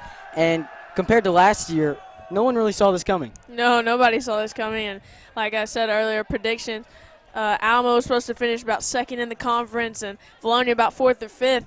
And we just took down one of the better teams in our conference. I don't think anyone that doesn't wear Vilonia red expected that. Well, the way you have to look at it now is the Vilonia Eagles just won a football game. Again, 2 in a row on a hot streak. And the Alma Airedales fall to 0-4. Playoffs, I mean, the first 3 games aren't conference, but playoffs for Alma now are, you've really got to work for it. Yes, you do. And, you know, these Eagles now at 2-2, 1-0 to start conference. A big, big win right here, and a great way to start conference playoff. So before we move any further, I want to update everyone on the Morrilton-Harrison game. It's fourth quarter. Morrilton has 34 points. Harrison has 33. Yeah, I was looking at that earlier, right before the game ended. That's going to be a big game, too. You're exactly right. And, you know, Seth Kirk tonight was huge on both sides of the ball, delivering licks left and right on both sides of the ball. And Austin Myers as well. Sophomores really were the story of the night. Yeah, they were. You know, Campbell Ozier as well in there on the defensive side of the ball, getting in on a bunch of tackles.